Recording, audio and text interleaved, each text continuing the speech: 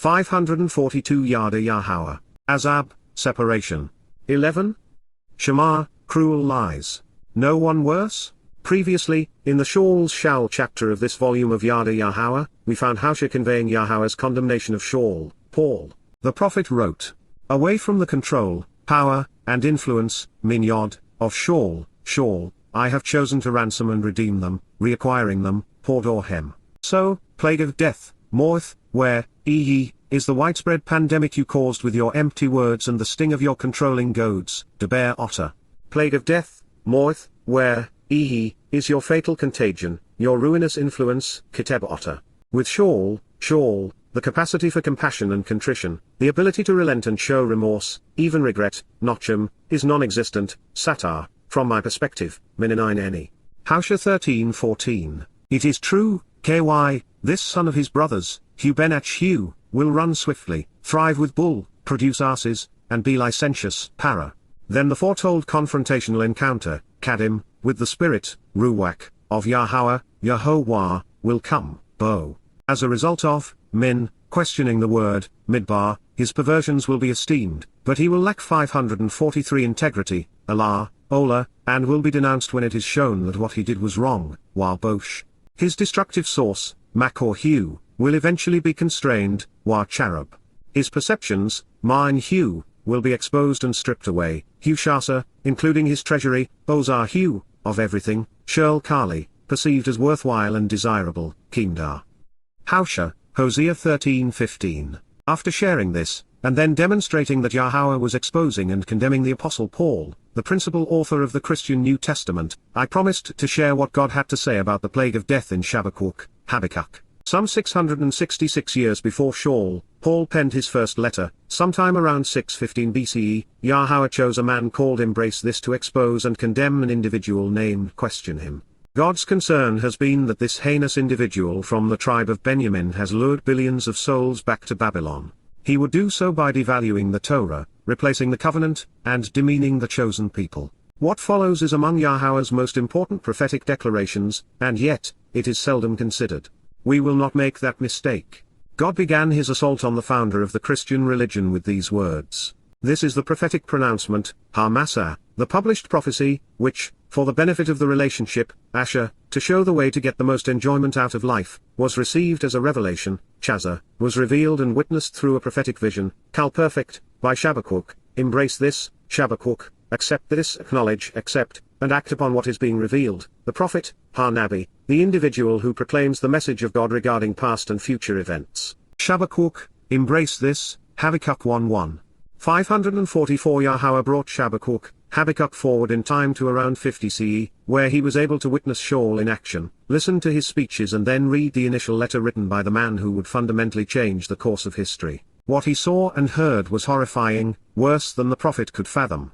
Indeed, over the 10 centuries of prophetic revelation, there have been many disturbing portrayals of future events, but this is the most disturbing. It speaks of a man who would harm more people than any other.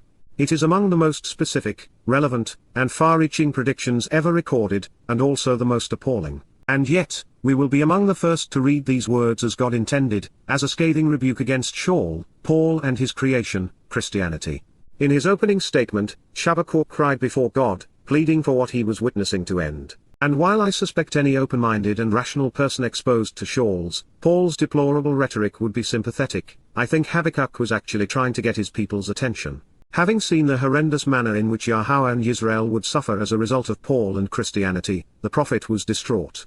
The realization that Yahweh would allow this plague of death to emerge and spread in their midst, and then haunt the world for nearly 2,000 years, was heartbreaking.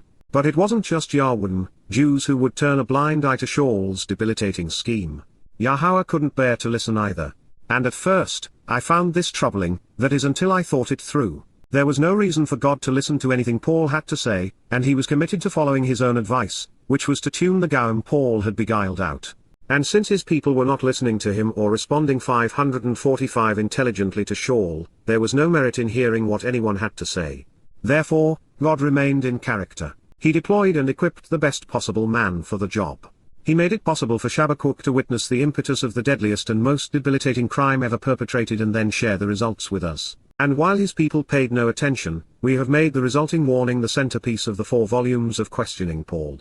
Mission accomplished, without further frustrating the Almighty. For how long and to what extent, Adon, until when and up to what point, Yahowah, the pronunciation of Yahowah as guided by his Torah, teaching regarding his higher existence, should I plead for someone to respond in a beneficial way to this desperate and dangerous situation, Sha'uwl, should I vocalize my request for assistance, for someone to engage in a helpful manner, Peel perfect, because, Wah, you are not listening, Lo Shama, you do not want to hear, Kal imperfect. To my anguished appeal and emotional outcry, Zark, to my lamentable summons, Kal imperfect. Against you, El Otter, concerning you, God, there is a devastating plot comprised of cruel lies, ruthlessly plundering the people without moral restraint using injurious language, Shema, there is a destructive force, a lack of ethical parameters, widespread injustice and violence, a despoliation of everyone, grievous wrongdoing leading to death, from Shema, that which is wrong rationally and ethically such that people are violently tormented. As a result, Wah, therefore, you must withhold salvation, Lo Yasha, you cannot provide deliverance on an ongoing basis, Hyphal imperfect. Chabaquwq, embrace this, Habakkuk 1:2. 546. It will have been 1983 years from Paul's emergence in 50 CE to 2033 CE when his caustic influence will be eliminated. Considering the carnage, that is a horrendously long time for the world to suffer under the despicable stain and stigma of Pauline Christianity. Nothing will ever approach its appalling treatment of God's people, from which there will be no relief prior to Yahowah's return. And then, since the Mashyach Dowd's reputation was plundered by Sha'uwl, Christians can expect a hostile reception. With no reason to endure this religious abomination, Yahowah turned a deaf ear to the schemes of the Gentiles and to the resulting cries of Yahweh. He had warned them that this would happen, and had explained that they would be responsible. But since they would suffer for not listening, it would have been in poor taste to say, I told you so. As is the case with every religious scheme, there is no fixing Christianity or Judaism. They emerged simultaneously in an erroneous attempt to counter Dowd's fulfillment of the first 4 Mikra year 4000 year. Something transformative had occurred, and so the misguided and vain sought to spin the narrative in ways that reinforced their pursuit of fame and fortune. And while both religions were complicit in a diabolical cover-up, the premature removal of either would have served as an unacceptable breach of free will. Undeterred, Paul's religious faith remains humankind's greatest affront to God. It is a devastating plot comprised of exceedingly cruel lies, robbing God of the family he desired, his people of their place in the covenant, and Gentiles of their souls. Sha'ul's immoral and irrational attack on Yahowah's Torah, Berith, and Mikra, along with the ignorant rabbinic response, would result in God not being able to save anyone for nearly 2 millennia. 547. Yahowah can do many things, but he will not breach a promise. When he offered Abraham the 5 benefits of the covenant based upon his acceptance of its 5 conditions, Yahowah established the standard he would forever uphold. And since Paul repudiated each condition, there would be no hope of reconciliation for those he fooled with his faith. Worse, to negate the menacing influence of Paul's religion, rabbis denied the Messiah's and Son of God's role in fulfilling Pesach, Passover and Matzah, unyeasted bread leading to Bikurim, firstborn children. This not only put them in opposition to Christians for the wrong reason, their denial would truncate Jewish lives. With their denials, rather than solving the problem, those who were responsible for the emergence of rabbinic Judaism committed suicide. It was the best and worst of times. Dowd had performed admirably while mankind responded horribly.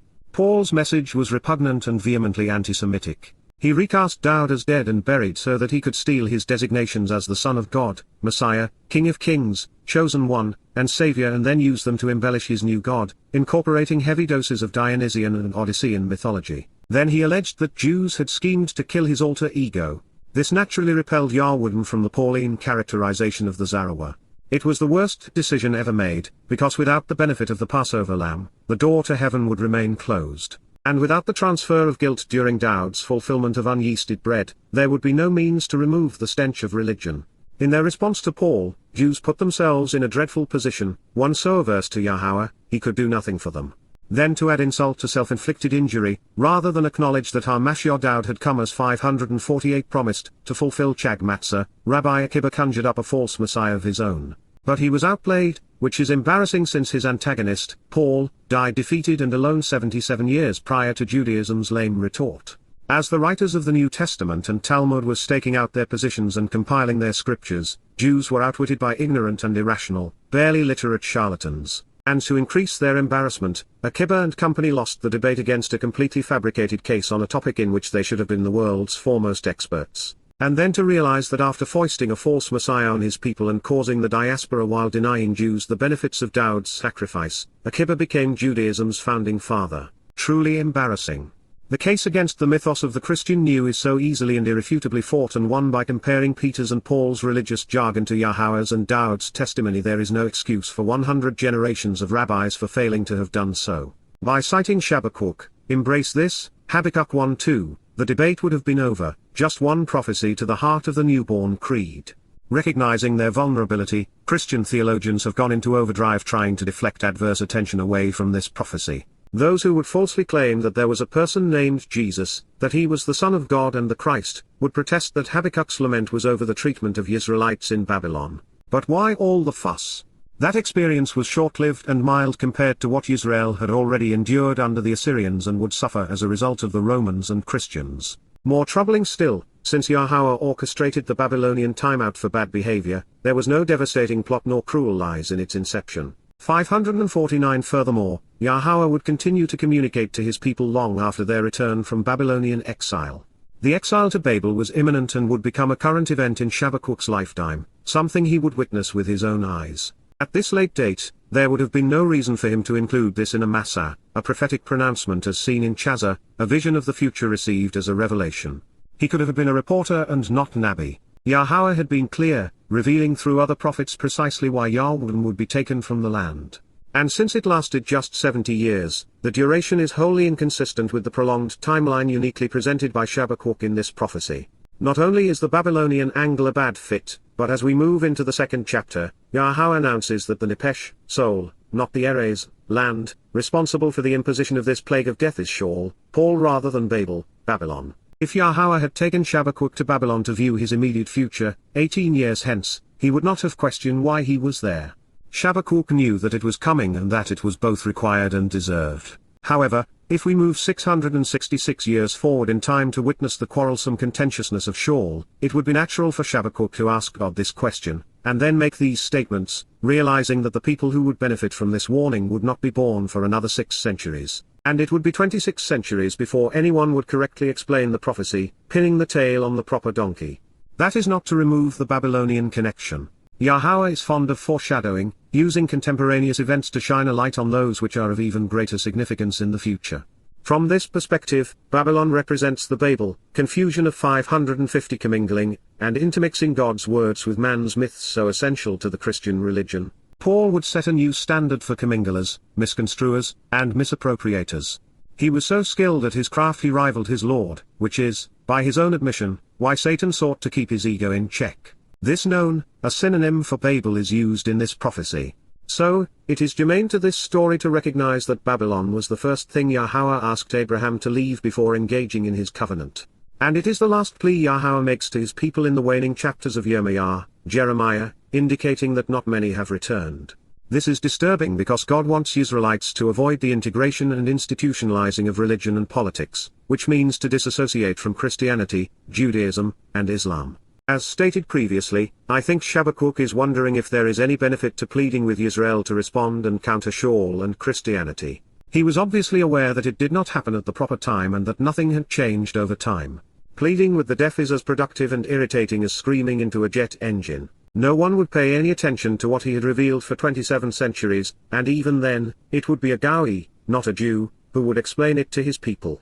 At this point in the prophecy, at least for those who have not previously read Questioning Paul, you may think that I'm being presumptive in claiming that Sha'uwl conceived this devastating plot, that he advanced these cruel lies, and that it was his injurious words which plundered the people of Yisra'el. And yet, since I know where the prophet is taking us, and have been down this road previously, I can assure you that Paul, to the exclusion of all others, is the subject of this, the most impeaching of prophecies, and I am not afraid to say it. And even for those who are fully aware of Paul's rhetoric, I suspect that 551 you will find the next 3 statements sufficiently incriminating.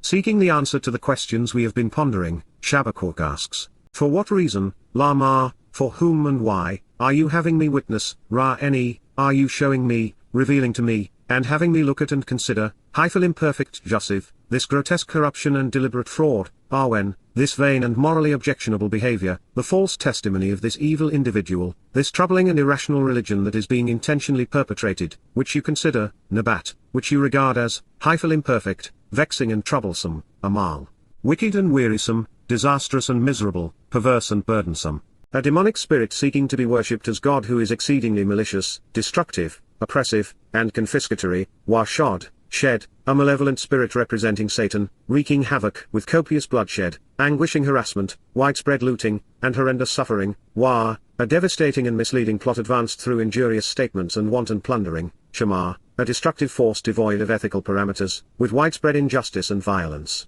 grievous wrongdoing and pervasive carnage, is conspicuously before me, publicly conveying this contrarian message, La Nejd, Nagadeni, is speaking right out in the open in my presence, confessing, avowing, and announcing, proclaiming and publishing that which is contrary to me. He is and will continue to be, Wahaya, argumentative and contentious, quarrelsome and insulting, conveying a conflicting perception regarding the proper standard, ribe, combative and complaining, using words to accuse, dispute, and bicker. 552 He brings forth and continuously advocates, Nasa, he consistently promotes and carries forward, advancing and lifting up, imperfect third-person masculine singular, dissension, discord, and divisiveness, Wamadown, contention, disputing and contesting everything, disagreeing with the means to execute good judgment regarding vindication or condemnation, from Ma, to question Deen, the means to judge and acquit.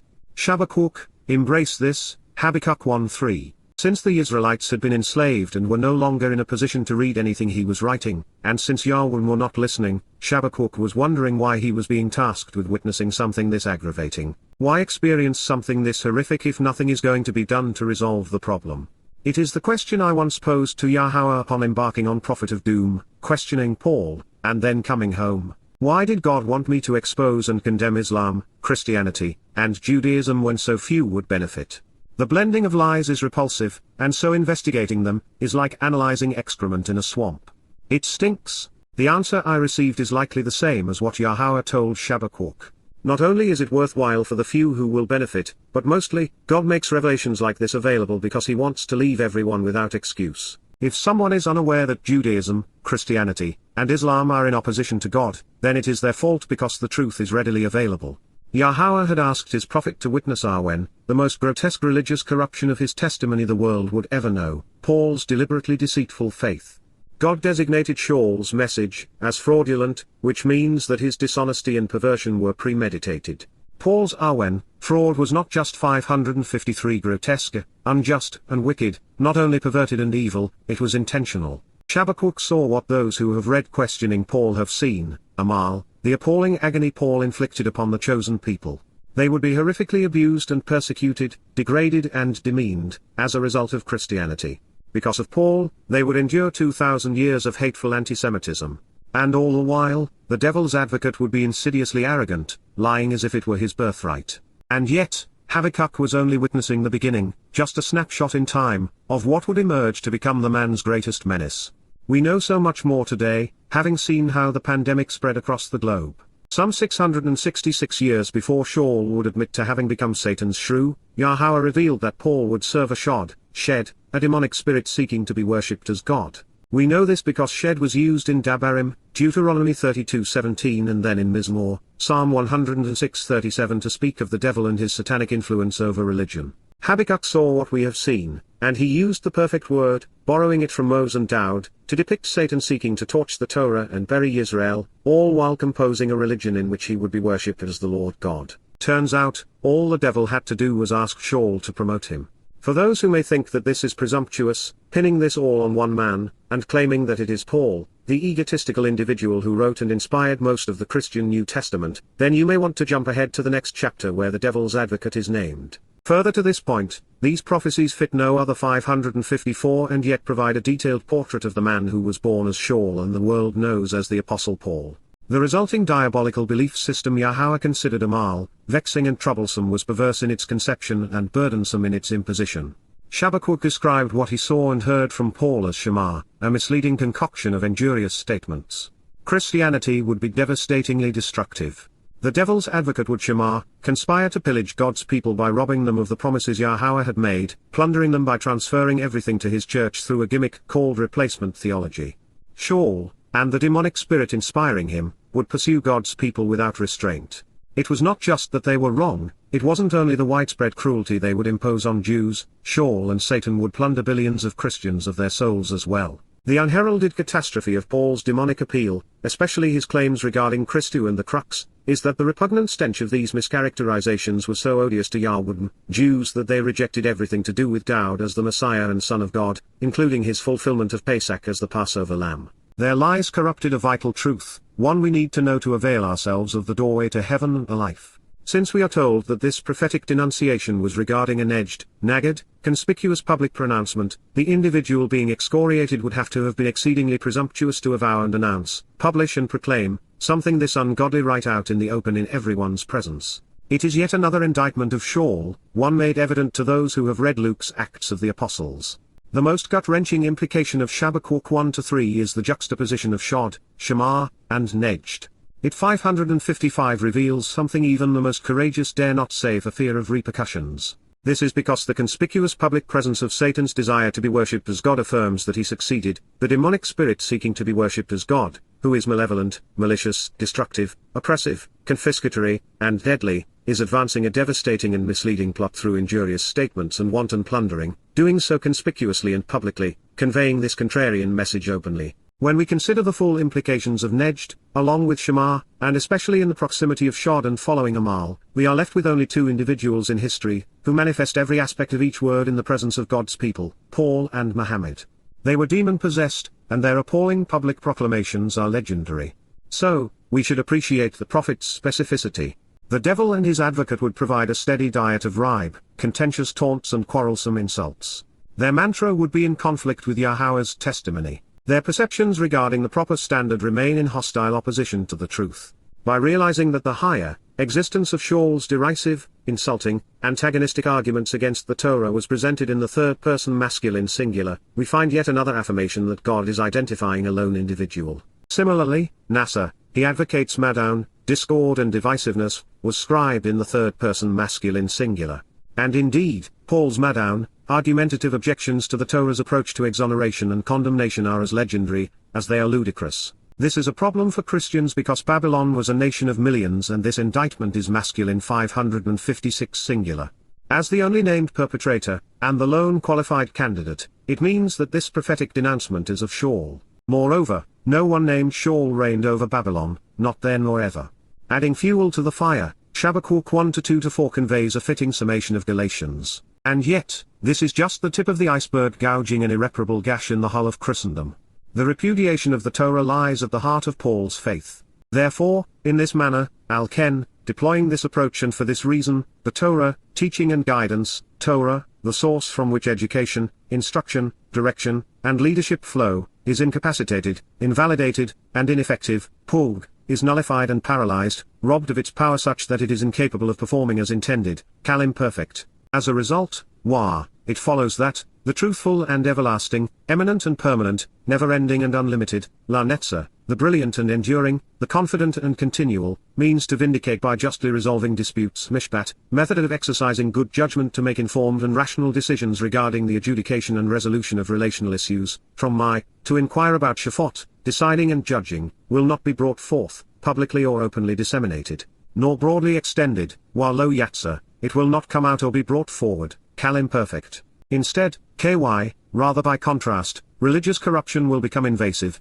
and injustice will encompass, Rasha Kathra, unrighteousness and evil are pervasive as a result of violating the standard, hemming in and encircling, hyphal participle, the means to be right and become innocent, Eth Hazadik, the way of vindication and acquittal by being correct. 557 For this reason, that which, Al-Ken, he brings forth and disseminates, Yatzer, he publicizes and carries on about, perverts, distorts, corrupts, and convolutes, Akal, he misrepresents and debases, bends and twists, the way to make informed and rational decisions regarding vindication, Mishpat, exercising good judgment, a compound of to inquire about and Shafot, how to thoughtfully decide and appropriately judge. Chabaquwq, embrace this, Habakkuk 1:4. From his twisted opening statement in Galatians to his perverted salutation, Paul sought to incapacitate, invalidate, and paralyze the purpose of Yahowah's Torah. Each tormented phrase was scribed to nullify God's netzah, enlightening and everlasting approach to mishpat, acquit those who exercise good judgment and make rational decisions. For believers, faith would supersede being Zadak, right. And that is dreadful because being correct is part and parcel of Zadak, vindication. It is what makes the righteous right. Recognizing that Yatsah serves to describe the exodus from Miraim, the crucibles of religious and political oppression, the negation of the verb with lo Yatsah indicates that Paul's intent was to lure the unsuspecting back into religious servitude. And just as the Torah would act as God's guide to emancipation, its undoing would subject the faithful to subjugation. It was all so obvious, so outrageous, that, in light of this warning from Yahowah, it is inexcusable that rabbis failed to capitalize upon this God-given opportunity to destroy Paul's credibility before Christianity took root and spread. But alas, the rabbis had a bigger fish to fry. They were so intent on entrenching their authority by discrediting Yahowah that they lost sight of the impostor in their midst. 558 It wasn't as if Sha'uwl was actually able to nullify the Torah, but instead, he robbed Christians of its power. It could not heal those who believed it was invalid, unimportant, and irrelevant. As Sha'ul's Rasha Kathra, religious corruption became ever more pervasive, the means to Zadik being vindicated became elusive. It is hard to be Zadik, right about Yahowah. Everything you read is Akal, misrepresented. Several chapters previous to this, we contemplated the negative implications of Akal in conjunction with Yaakov's name and troubled life. And now, in Habakkuk 1:4, Akal's perversions, distortions, and corruptions are being deployed to incapacitate the ability of the faithful to think rationally. And that is the bane of religion. Yahowah's Torah, teaching prevails with those who understand it. You can witness this, Ra, of your own volition. You can actually be vigilant and reflect upon what you are seeing, Kal imperative, among the Gentiles, Bar Hagawim, within the people from different races and places, should you choose to be observant, Wa Nabat, by electing to pay attention and by being perceptive, Hyphal imperative. You can avoid being adversely influenced and dumbfounded by remaining free of societal influences and by responding negatively, Wa Tama, on your own recognizance. You should independently display an adverse reaction. Hitpale imperative, indicates that the observer has managed by personal choice to avoid all religious and political pressure and as a result is opposed to the idiocy he or she is witnessing, contemplating how something so stunningly stupid is considered plausible, Tama, flabbergasted. Wondering how it could have occurred, Kal imperative. 559 Indeed, it is true that, KY, surely, a considerable undertaking will transpire, a plot will be devised and implemented, which results in controlling a vast accumulation of people and acquiring enormous wealth, Poal Pol, a schemer will plan, perform, and prevail in an infamous act, Kal participle, which you should determine inaccurate and invalid, Lower Man, you should consider spurious and untrustworthy, Hyphal imperfect, in your days, Bar Yaumimatum, in your time. Especially when it is properly assessed and a written record is presented in books where he is held accountable, KY Sapar, even when he takes a comprehensive census and records what can be known, and he reports and publishes this in a body of literature. Relating what actually occurred, Paul imperfect third person masculine singular, this researcher's and writer's written evaluation will be shaped by what he is recording while also influencing the subject he has been studying for an enduring period of time.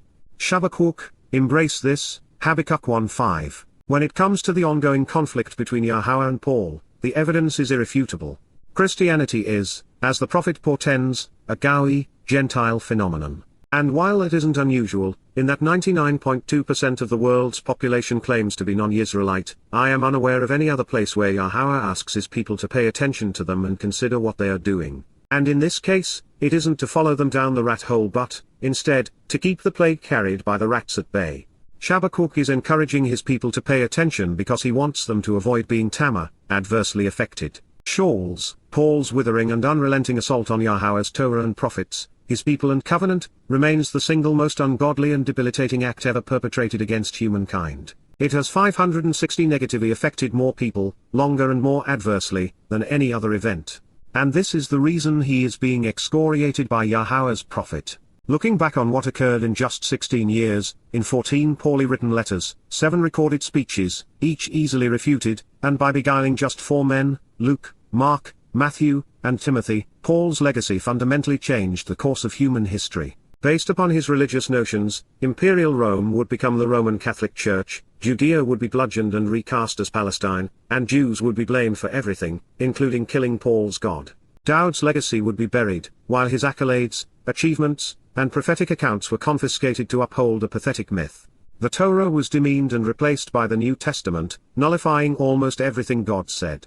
Then, in an ill-fated attempt to fend off this villain, rabbis crafted Judaism to create an ulterior storyline, an entirely different explanation of the fulfillment of the first four Mikra in year 4000 year, 33 CE. Everyone lost.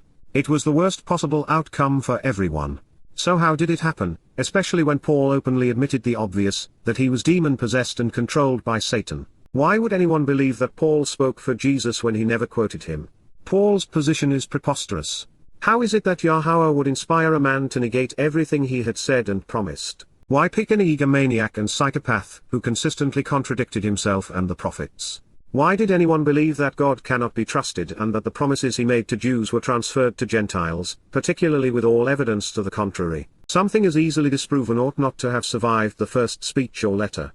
And yet, here we are, 561 with neither effectively refuted from God's perspective until quite recently, in our day, in your presence, with the 4 volumes of Questioning Paul. At long last, as the prophecy foretells, Sha'uwl, Paul has been shown to be untrustworthy. Not only is there a written record invalidating his claims, but also Yahowah's testimony against Sha'uwl has been included in the indictment against him. For the first time, Paul's gibberish has been juxtaposed against the citations he misappropriated. We have done as Sapphire foretells. To be fair, however, to those who realized something was dreadfully wrong with Paul long ago, as this statement attests, it was not until our time that what I did was possible. Once Christianity gained traction in Rome, anyone comparing Sha'uwl's rhetoric to Yahowah's testimony wouldn't find a publisher, much less live long enough to talk about their conclusions. And that is why Yahowah prefaced the verb tama in the hit pale mood.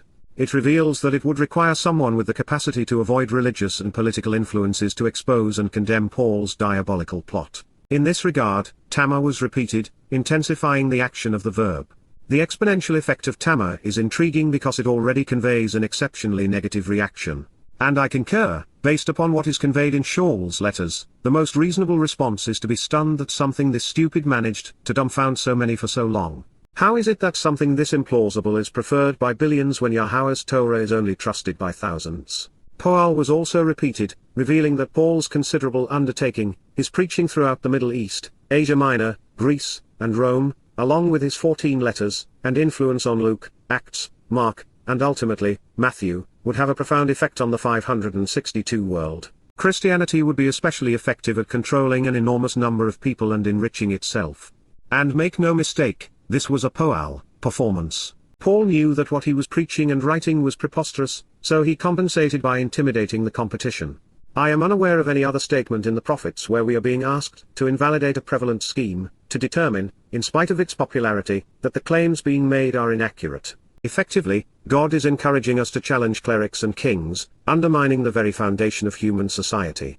That makes this prophecy an anomaly, and the implications regarding our conduct and standing in the community are profound. Normally, Yahowah reiterates that religion and politics are inappropriate, and that we should avoid any association with either of them. But this time, the instruction is for us to investigate the interloper, to challenge the proposition, and to systematically disprove the claims. Even more, when someone ultimately does as the prophecy portends and Sapphire, thoroughly analyzes, methodically scrutinizes, and comprehensively evaluates Sha'uwl's, Paul's positions in writing, holding him accountable, those who want to be right with God should read what he has written. Chabaquwq is chronicling the most egregious attack on the Almighty ever perpetrated. His condemnation is being leveled at the author of the world's most popular religion, and we are being asked to challenge him and it, which, without the promises afforded by the 91st Mizmor, would invite a torturous death at the hands of a conniving church. Although Habakkuk's prophetic denunciation has been directed at Sha'uwl, Paul, the devil's advocate 563 wasn't particularly creative, just devious. He borrowed heavily, intermixing the most intriguing aspects of the Babylonian, Egyptian, Greek, Gnostic, and Roman religions into the concoction that would be known as Christianity. The cradle of his Bible would be Babel, Babylon, from which he confused those who believed him by commingling and intermixing misappropriated Torah citations with pagan law. This is what we have come to expect from those who are Babel, with the Lord.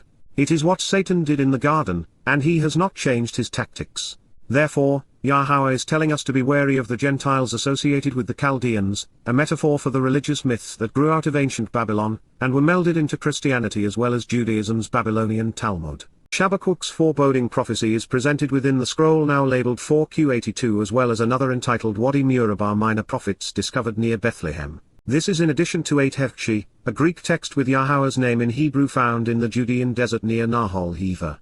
More interesting still, his prophetic message serves as the basis for one of the most extensive Pesha commentaries found in the caves above the Qumran community. The Essene who wrote it concluded, based upon what Chabaquwq had written, that the references to Babylon were prophetic of what he was witnessing among the Romans and Pharisees between 50 and 70 CE. He was right. His interpretation of the prophecy, which was composed contemporaneously with its fulfillment, is especially relevant because Sha'uwl, Paul was the son of a Pharisee and a Roman citizen. By his own admission, he received his religious education from Gamaliel, a Pharisee who contributed his religiosity to the Talmud. Paul claimed to be his best student, and to be in full agreement with 564 Pharisaic rabbinic Judaism. He was also in accord with Rome, writing that its dictatorial and pagan government of anti-Semitic emperors served as the agents of his God and should be obeyed. The Torah could be tossed away so that Roman law would prevail. While it is unlikely that the Essene commentator knew Paul, in that the founder of the Christian religion spent very little time in Judea and was held in very low esteem, I think that he was otherwise correct. Yahweh's impending references to Babylon are deliberately exaggerated to serve as a harbinger of the horrific onslaught that would be brought by imperial Rome and perpetuated by Roman Catholicism. The man whose commingling of Babylonian religious and political traditions with misappropriations of prophetic citations served as the catalyst for this transition is none other than Sha'uwl, Paul. Without his speeches and letters, it would not have occurred. I am, therefore, not the first to recognize that Babylon is being used to foretell how its religious, political, and military traditions would influence the Roman conquests and obliteration of Yahudah, Judea. I am not even the first to subsequently appreciate how this beast would metastasize into the Roman Catholic Church.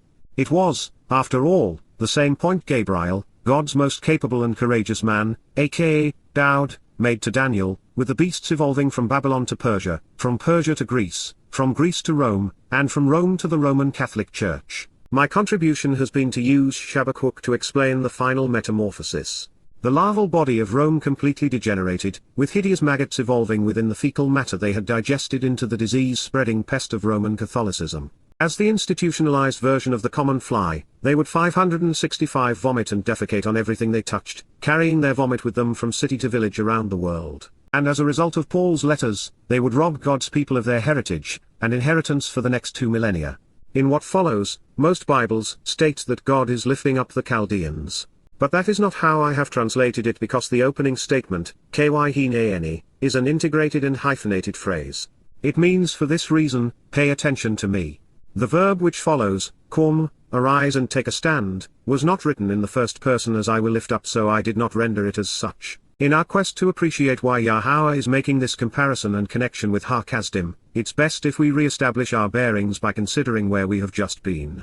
This is the prophetic pronouncement and published prophecy, Har-Matsah, which, for the benefit of the relationship, Asher, was witnessed and received as a revelation, Chazah, by Chabaquwq. Embrace this, Chabaquwq, the prophet, Har-Nabi. Chabaquwq 1-1. For how long and to what extent, Adon, Yahowah, Yahowah, should I plead for someone to respond in a beneficial way to this desperate and dangerous situation, Shawa, because, Wah, you are not listening, Lo Shama, to my anguished appeal and emotional outcry, Zark. Against you, El Otter, there is a devastating plot comprised of cruel lies, ruthlessly plundering the people without moral restraint using injurious language, Shema. As a result, Wah, you must withhold salvation, Lo Yasha. Chabaquwq 1-2.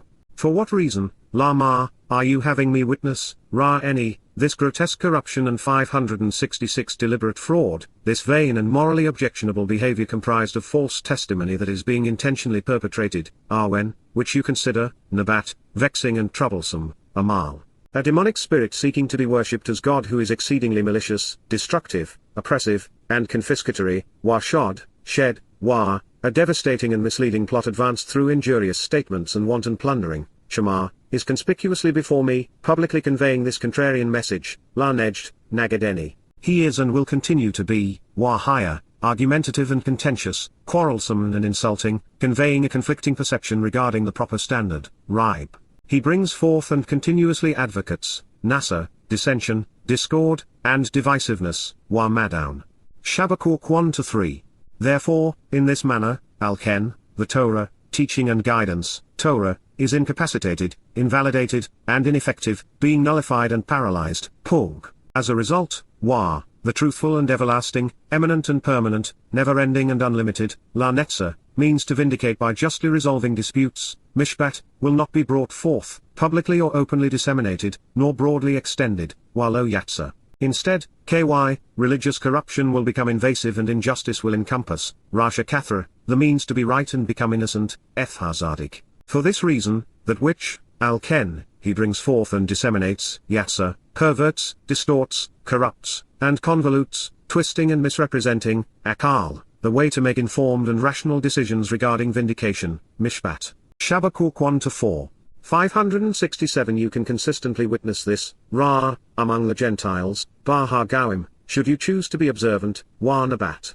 And you can avoid being adversely influenced and dumbfounded by remaining free of societal influences and by responding negatively to such idiocy, Wa Tama, contemplating how something so stunningly stupid is considered plausible, Tama. Indeed, it is true that, a considerable undertaking will transpire, a plot will be devised and implemented which results in controlling a vast accumulation of people and acquiring enormous wealth, Poel Pol, which you should determine in inaccurate and invalidate it, lower man, in your days, Bar Yaumimatum, especially when it is properly assessed and a written record is presented in books, whereby he is held accountable, Ky Sapar.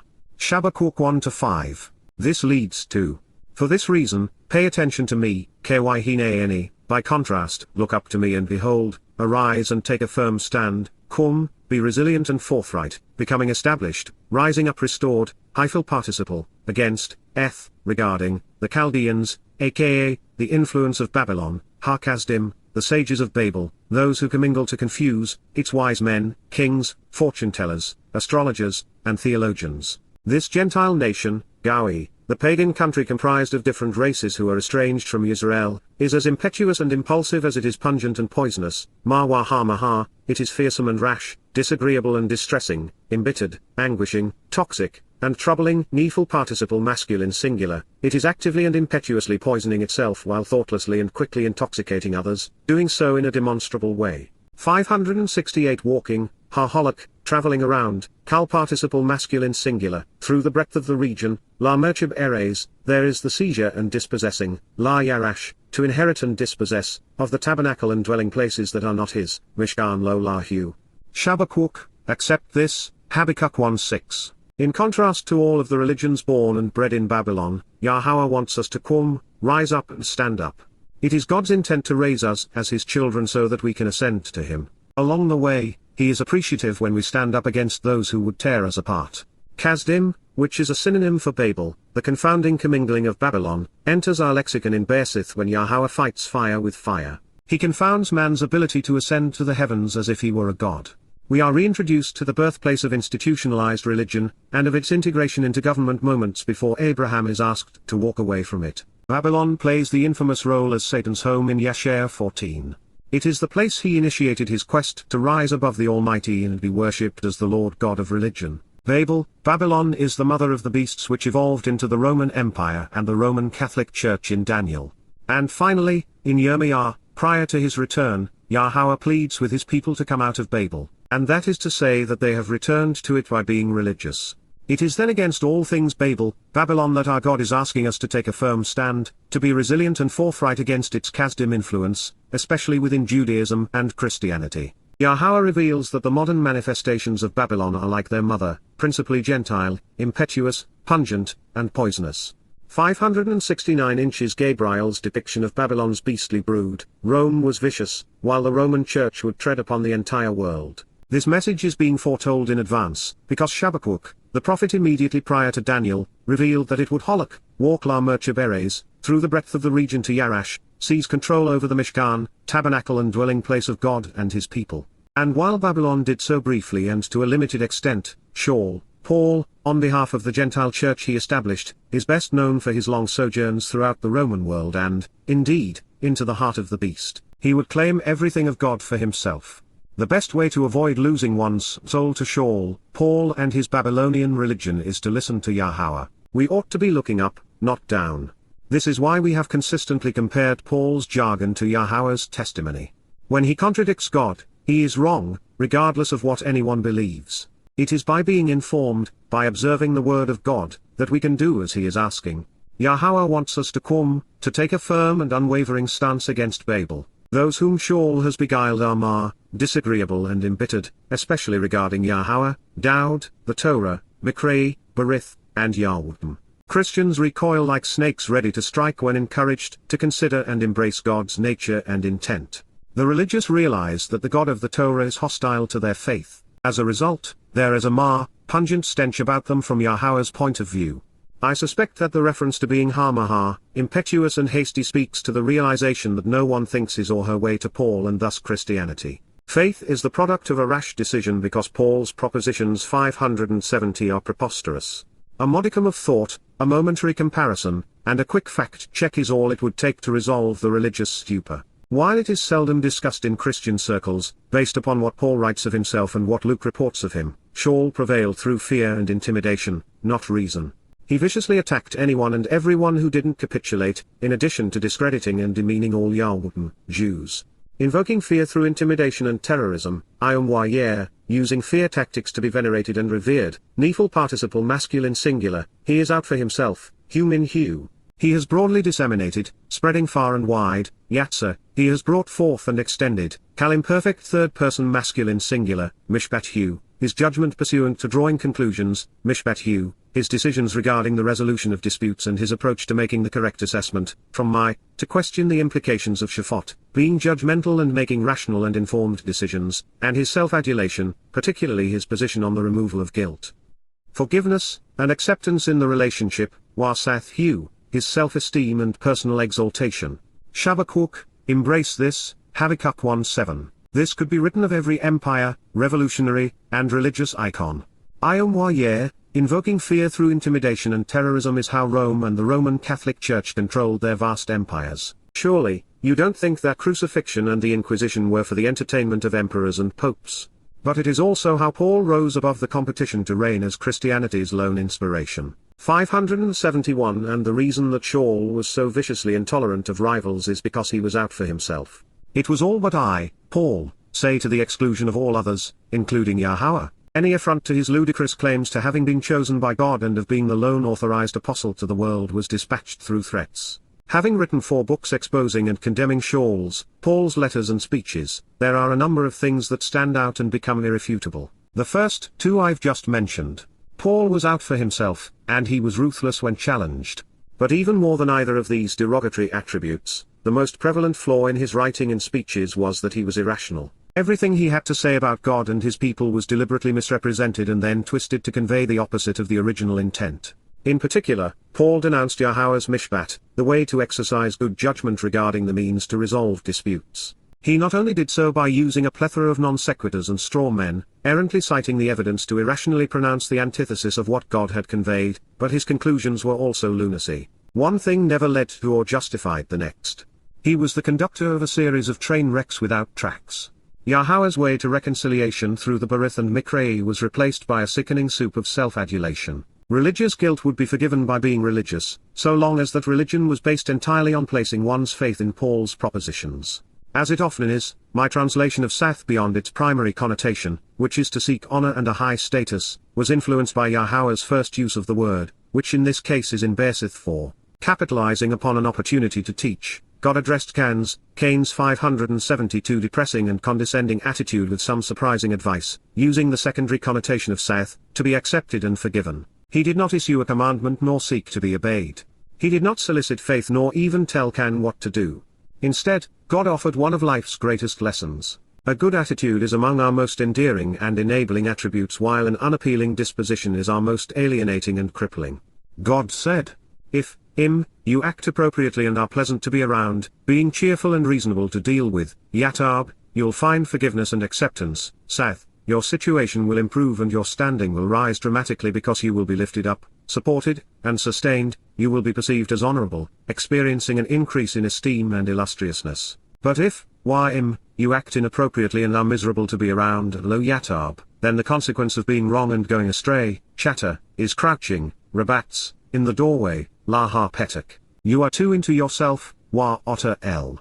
These intense desires and impulses, the overwhelming urge for dominance and yearning for salvation, the need to win and demean the competition, Sukahu, are things you must learn to better understand and control, Wa Otter Marshal Bar Hu.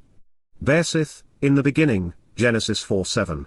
From this perspective, just as Yahowah is now using Babel to warn us of Sha'uwl, God's advice to Cain could just as easily have been a warning to Paul, that is if they were on talking terms. Further, it was Sha'uwl, not Babylon, who replaced Yahowah's Mishpat with his own egotistical variation on forgiveness.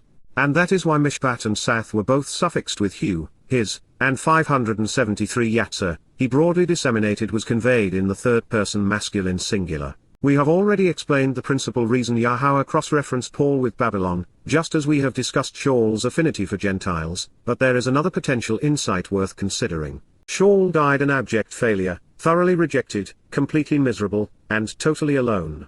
Had it not been for what Rome did with his religion, Paulos would have been of little account. The inclusion of Kasdim, Chaldeans puts all of this in perspective for us. As I've shared, immediately before Yahowah asked Abraham to walk away from his country, thereby honoring the covenant's lone prerequisite, God told us that Abraham was living in Ur of the Kasdim, Chaldeans. Therefore, Yahowah is predicting that, by negating the Torah's presentation of the covenant, Sha'uwl would take believers back to the political and religious milieu he asked his children to leave.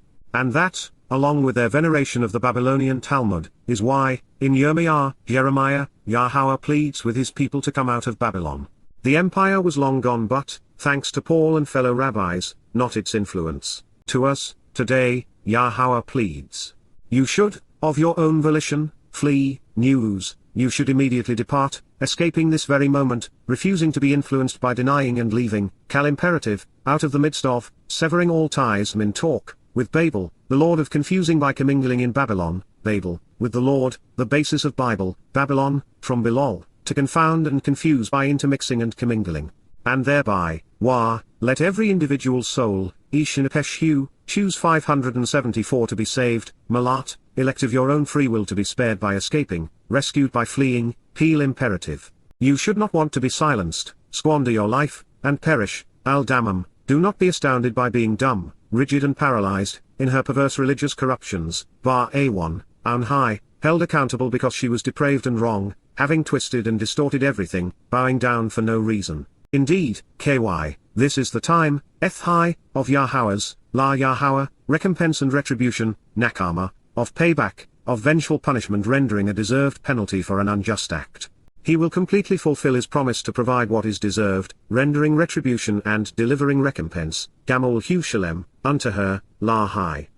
Jeremiah 51:6. This has been Yahowah's advice to his people since they first met on the road to the promised land. Nothing has changed in this regard. This advice and warning are essential to the covenant and to coming home. The religion Paul conceived has more in common with the mythos of Babylon than any other. As was the case with the Babylonians, Christians are fixated on their Lord, Trinity, cross, birth of the Son of God on the winter solstice, and his death and resurrection on Easter Sunday each spring. And while there are a handful of nations that could claim to be the most Christian, such as Italy, Greece, Spain, Mexico, Brazil, and America, Babylon was condemned for more than just being religious. Their relentless deployment of their military, one which was overwhelming in its day, and their corrupt mercantilism, where the empowered cheated and controlled the masses, were hallmarks of Babylonian influence. When we bring these elements together, today one nation stands naked and exposed before God, the United States of America. I say this knowing that 575 Yahowah will denounce the nation in Yeshaya, Isaiah 17 and 18, chapters we have and will continue to dissect throughout Yada Yahowah. This known, in addition to political Babylon, there is religious and geographic Babylon represented by the Roman Catholic Church and Islam in the Middle East. Those who are opposed to God are prolific and widespread. As we have discussed, Sha'uwl was, indeed, a traveling man. He not only walked throughout Syria, Asia Minor, Greece, the Mediterranean, and Rome, but he spoke and acted as if the world belonged to him. And yet, according to the prophecy, Yahowah disagrees. By attacking the Torah, its Mikra and Berith, Sha'uwl neutered the effectiveness of the Mishpat, way to exercise good judgment regarding the means to resolve disputes. And having discarded Yahowah's method to reconcile our relationship, Paul created his own. Unfortunately for Christians, God views faith-based salvation and replacement theology as exceedingly distressing and repugnant. Then speaking of the monstrous man behind this dreadful plan, Yahowah said he invoked fear through intimidation, using fear tactics to demand respect, frightening while seeking veneration. And it would be so? While this conclusion has been obvious from the beginning, by using Saith in the midst of this stinging rebuke, God is revealing that among his issues with Sha'uwl is his contrarian means to be accepted into the covenant relationship and to be saved. Therefore, had Paul not claimed to have been inspired by God, had he not misappropriated and misquoted God's testimony, he would not have earned a dressing down of this magnitude. As we move on to Chabaquwq 1-8, the verbs transition from he to they, at least for a moment. Yahowah is temporarily broadening the scope of his warning from the 576 man we know as Sha'uwl, Paul to the warmongering nations and lethal institutions he borrowed from and inspired. God is taking us through our past, to our present and future, to the time the namer, scummy remainder of the leopard will finally fade into oblivion. So, what does this leopard represent, especially when used in conjunction with a predatory wolf? The namer, leopard appears exclusively in prophetic passages preceding Yahowah's return. It is used in connection with God's frustration with the rebellious religiosity of his people. We initially encountered namer in Yeshayahu 11-6, after the prophet introduced his people to the Chotah. There it speaks of a return to the garden. The namer is paired with a lion and wolf who are no longer preying upon the lamb. Namer reappears symbolically in Yirmiyahu 5-6, again with the lion and wolf. This is after Yahowah announced that there wasn't a single Jew in Jerusalem who was truthful and correct. With every man a liar, and with each unwilling to listen, with no one interested in changing, God tells religious Jews that the Ari Minyah, lion of the forest and the Zayab Arabah, wolf of desolation and darkness will strike and afflict them with a devastating blow. Then the namer Sakad al-Ehem, leopard will lie in wait over their cities ready to tear them to pieces because Rabab Peshahem, their rebellious and revolting rabbis have Tsum Mashubahem, become numerous and influential in their renunciations and abandonment of the relationship. In Yirmiyahu 13:23, Yahowah announces that the Rabbi one, religious perversity, the twisting and distorting of the rabbis, is the reason so many atrocities have befallen Yahweh. He then identifies this condition with the namer, leopard which cannot change its spots. 577 The previous reference to the namer was in Howsha 13. There we find a similar situation, with God denouncing Judaism in connection with the leopard. Listen. I am, Enki, Yahowah, Yahowah, your God, Elohim Otter. From the realm, menace of the religious and political oppressors, Miraim, you have not known, lo Yada, a God, Elohim, besides me, Zula any. There is no, Ein, salvation, liberation, or restoration, Moshe, without me, Bilthi any. Howsha 13-4, I acknowledged you and became familiar with you, any Yada Otter, in the wilderness, Baha Midbar, in the land of barren and uncomfortable conditions with high temperatures and a lack of water, Bar Erez tell you about.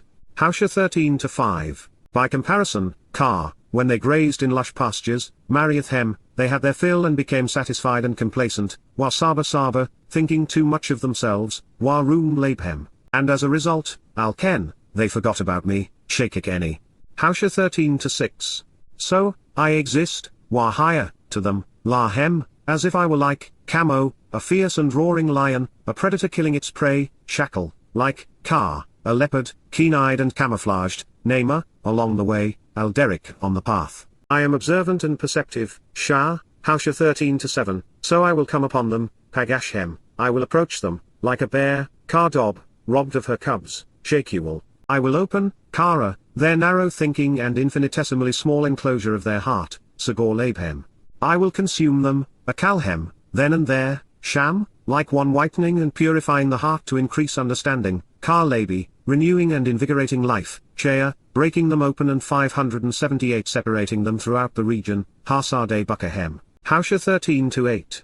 He will corrupt and destroy you, Shakathotter, Yisra'el, individuals who are combative with God, Yisra'el, and that is because you are opposed to me, Ky bar any, against the one who would strengthen and assist you, bar Ezer Otter.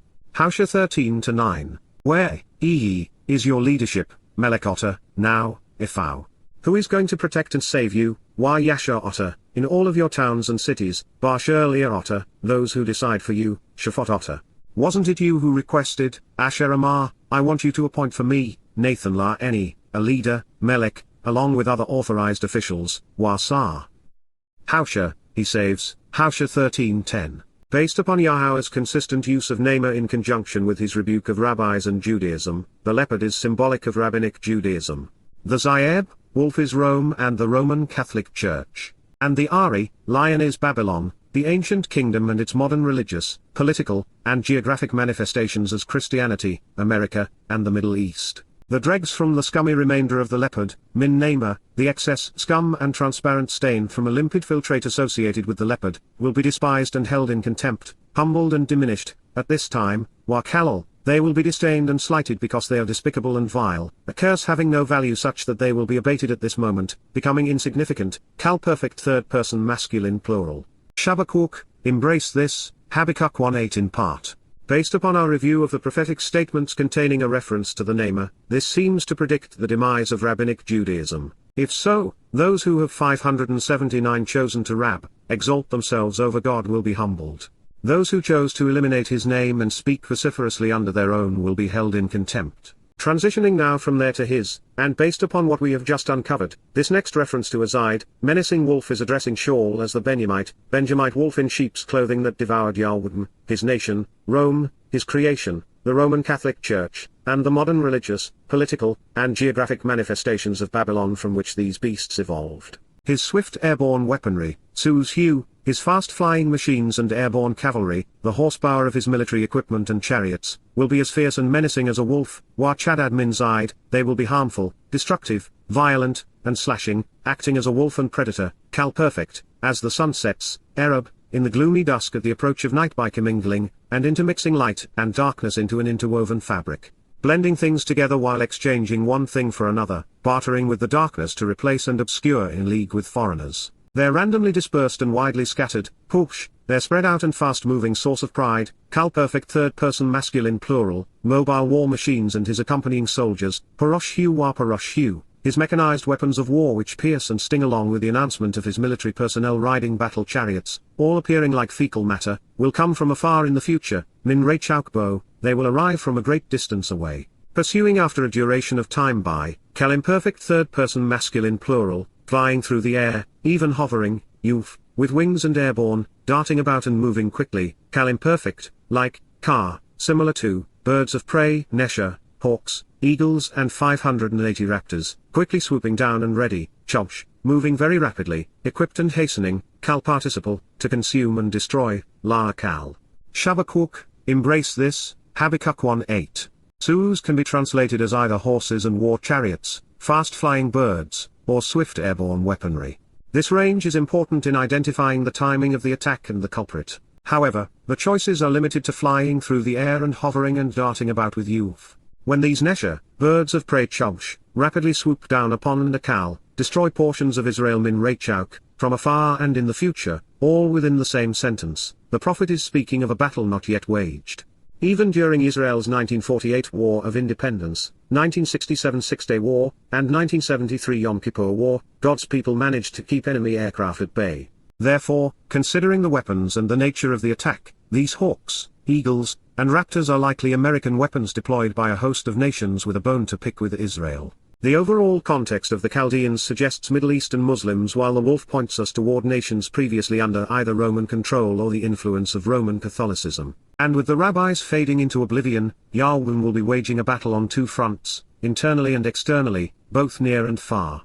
Recognizing that this warning has focused on the most vicious weapons of war, and especially on fighters, bombers, helicopters, and drones, it is perhaps too easy to see America's immense war machine, particularly its menacing birds of prey, in these words. The nation has been in a continual state of war, dispatching its military horsepower far and wide to swoop down, destroying nations around the world, most recently in Ukraine, the birthplace of Hasidic Judaism. But the nation has also been 581 deploying weapons such as these throughout the Muslim fiefdoms of the Middle East, including Afghanistan, Iraq, Syria, Somalia, and Libya, and selling them to Saudi Arabia, Egypt, and Turkey, all while engendering shock and awe. And sadly, no nation on earth is more Babylonian, more influenced by the vicious wolf known as Paul. No other country has engaged in 30 wars in 60 years. None other has a military so enormous it exceeds the cost of all others combined. Facing east toward perceived trouble, America has fought on behalf of and then supplied 25 times more weaponry to Israel's Islamic foes than to the chosen people. And that is why the final attack on Yisra'el will come from fighters who are dispersed and widely scattered. This known, Iran, her proxy, Hezbollah, and her allies, Russia and China, pack a powerful punch. Hezbollah alone claims to have over 100,000 rockets at the ready to pummel Israel. And both Iran and Turkey are leading manufacturers of drones. So this could be the Islamic Federation using Russian, Chinese, and Iranian weapons. There is even the possibility, and perhaps likelihood, that, with the United States and Europe siding with the Sunnis, led by Saudi Arabia and the Russians and Chinese in league with the Iranian Shia, we could see all hell break loose in the skies above Israel. The evidence suggests the number of combatants that will flood into Israel by land will be over 100 million.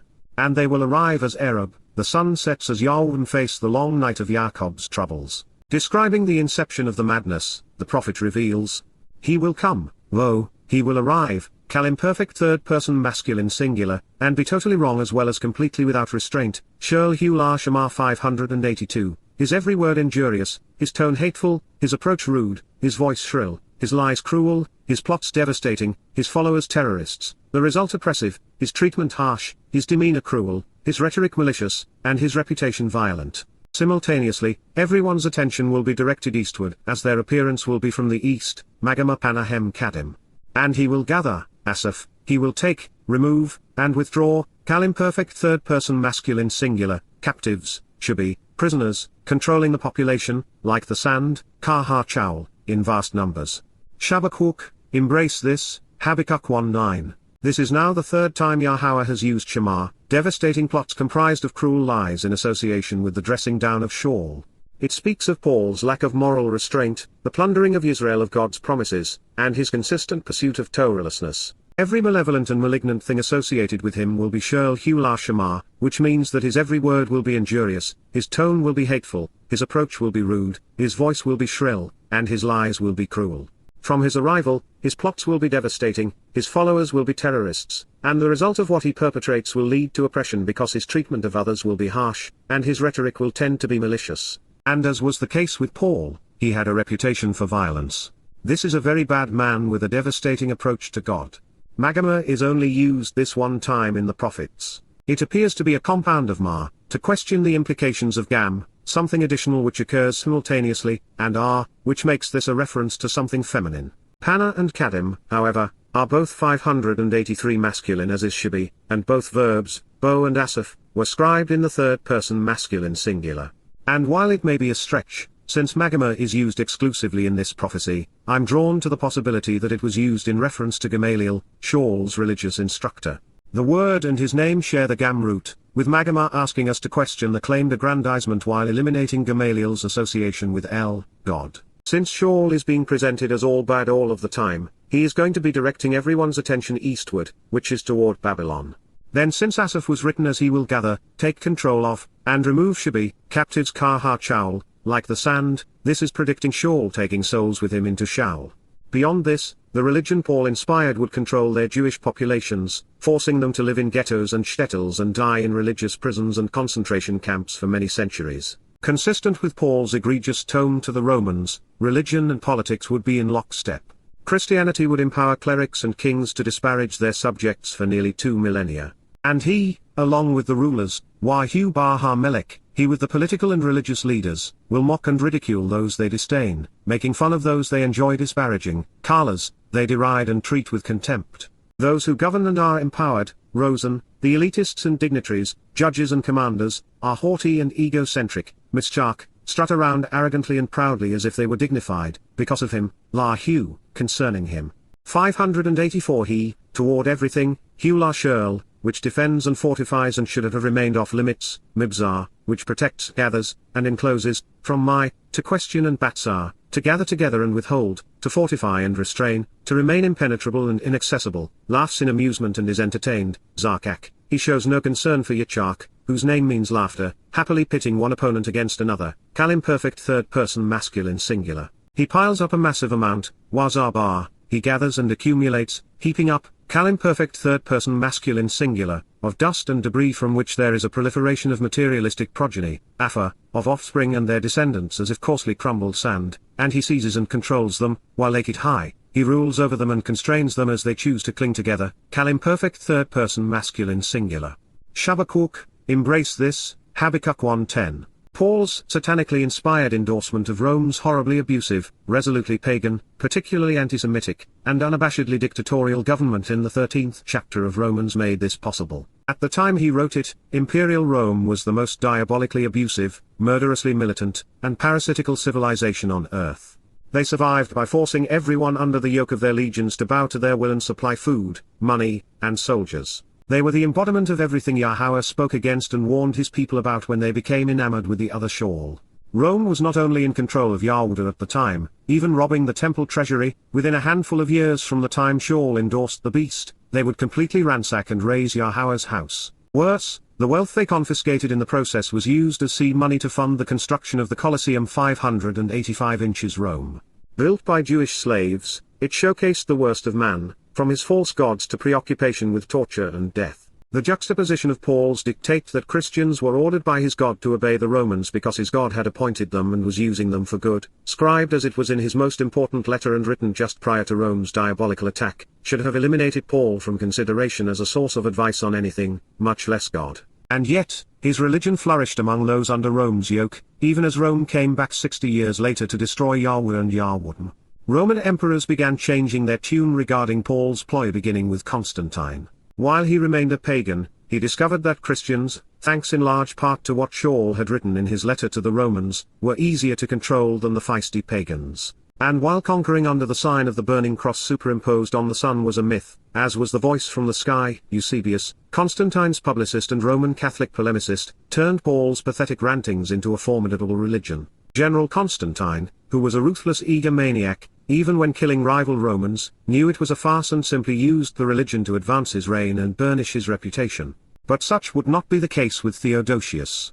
He was the one who imposed Paul's Christianity as the lone acceptable Roman religion and, with it, the system of serfdom that would enslave Europeans for centuries. This prophecy is inferring something I have personally verified. Those who profit by promoting Christian myths know that the religion is a sham. With regard to Roman Catholic popes, I provide proof of this in the concluding volume of Questioning Paul.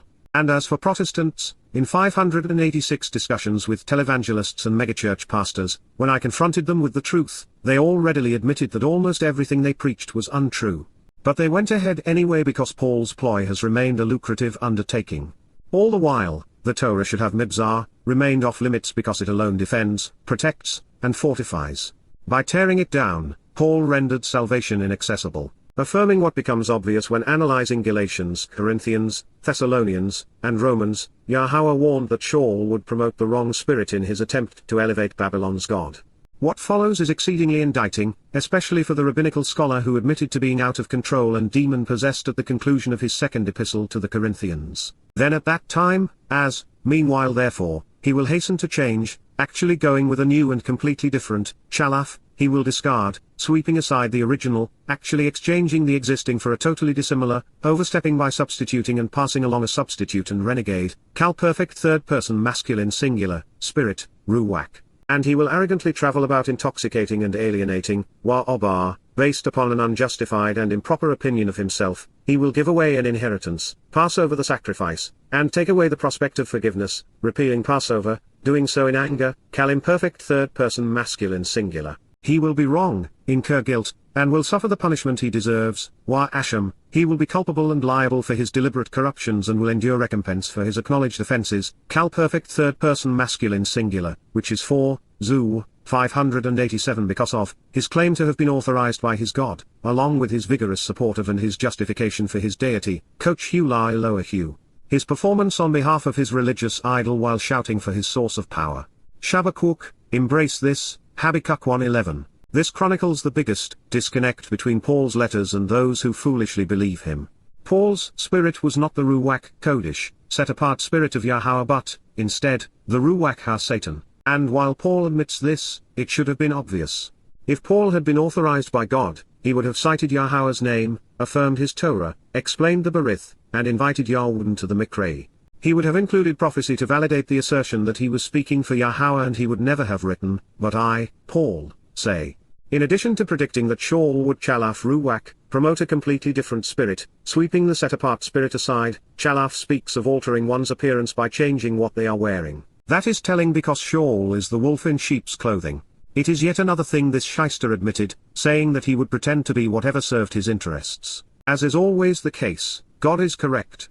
Sha'uwl substituted his Lord's demonic influence for Yahweh's set-apart spirit.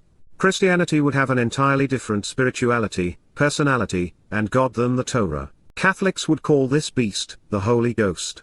Incidentally, holy is based upon the Hebrew word, sholi, which is translated as diseased.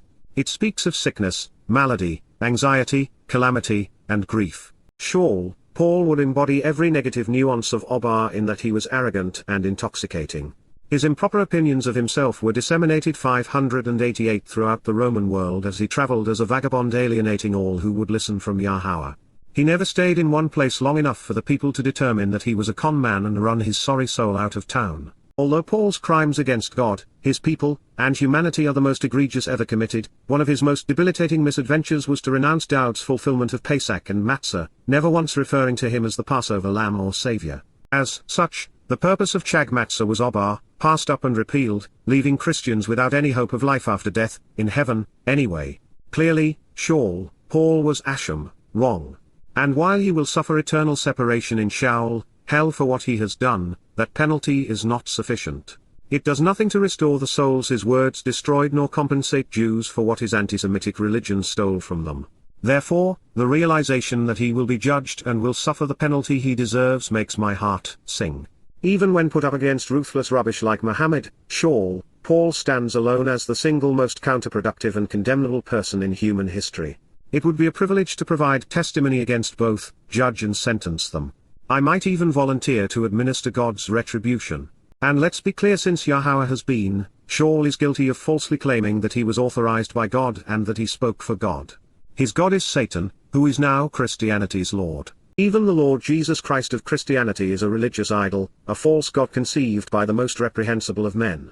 At this point, we find Chabaquwq wondering why anyone would oppose Yahowah, especially by proposing a religion based upon God's supposed death, as is the case with Pauline Christianity. And yet, while the death of the 589 Christian God is reported to be the means to salvation, that was not the only indicting aspect of this next prophetic revelation. And if I may, in his next prophetic revelation, Chabaquwq reveals one of the traits of a true prophet: he or she always communicates in Yahowah's name. 14 letters from Sha'uwl, and it isn't mentioned once. Yahowah, the pronunciation of Yahowah is guided by his Torah, teaching regarding his higher existence. My God, Elohim Eni, my set-apart one, Kodesh Eni, are you not eternal and, thus, everlasting and unlimited throughout time? Harlo Otamin Kidem. We will not die, Lo Moth, we will not be put to death or be absent of life, not then, not now, not ever. Kal imperfect first person plural. Yahowah, Yahowah, written as directed by his Torah, teaching regarding his higher existence, as a way to make an informed and rational decision regarding guilt or innocence. La Mishpat, as the way to exercise good judgment regarding resolving disputes and rendering justice. You have appointed regarding this, Simhu, you have set and placed before him after examining this, Kal perfect, a crag, Wachura, a rock, to accuse, rebuke, and chastise, Yakak, to argue and debate convincingly, to be judgmental and then punish, hyphal infinitive, with you, after having laid the foundation, assigned this to him and then you instructed him, Yasat you found him, appointed him, and counseled him, arranging for it to work out this way, Kal perfect. Chabaquwq, embrace this, Habakkuk 1:12. The use or omission of Yahowah's name is the easiest and most effective test to determine who is speaking for 590 God and who is an impostor. Neither Paul nor Muhammad, Akiba nor Maimonides, used it. Those who know Yahowah treasure the realization that he is Kodesh, set apart. He is unique and uncommon, unlike the plethora of gods men have fabricated. And since religion is the most universal thing humankind has promulgated, Yahowah is the furthest from it. There are 3 reasons that Chabaquwq wrote, we will not die. First, Dowd was very much alive and would soon be fulfilling the Mikra. This is counter to the Christian propensity to bury and replace him. Second, salvation has long been the result of the Berith and Mikra and, therefore, assured long before the Christian alternative. Moreover, reconciliation and redemption were derived through the Torah, thereby negating Paul's claims otherwise.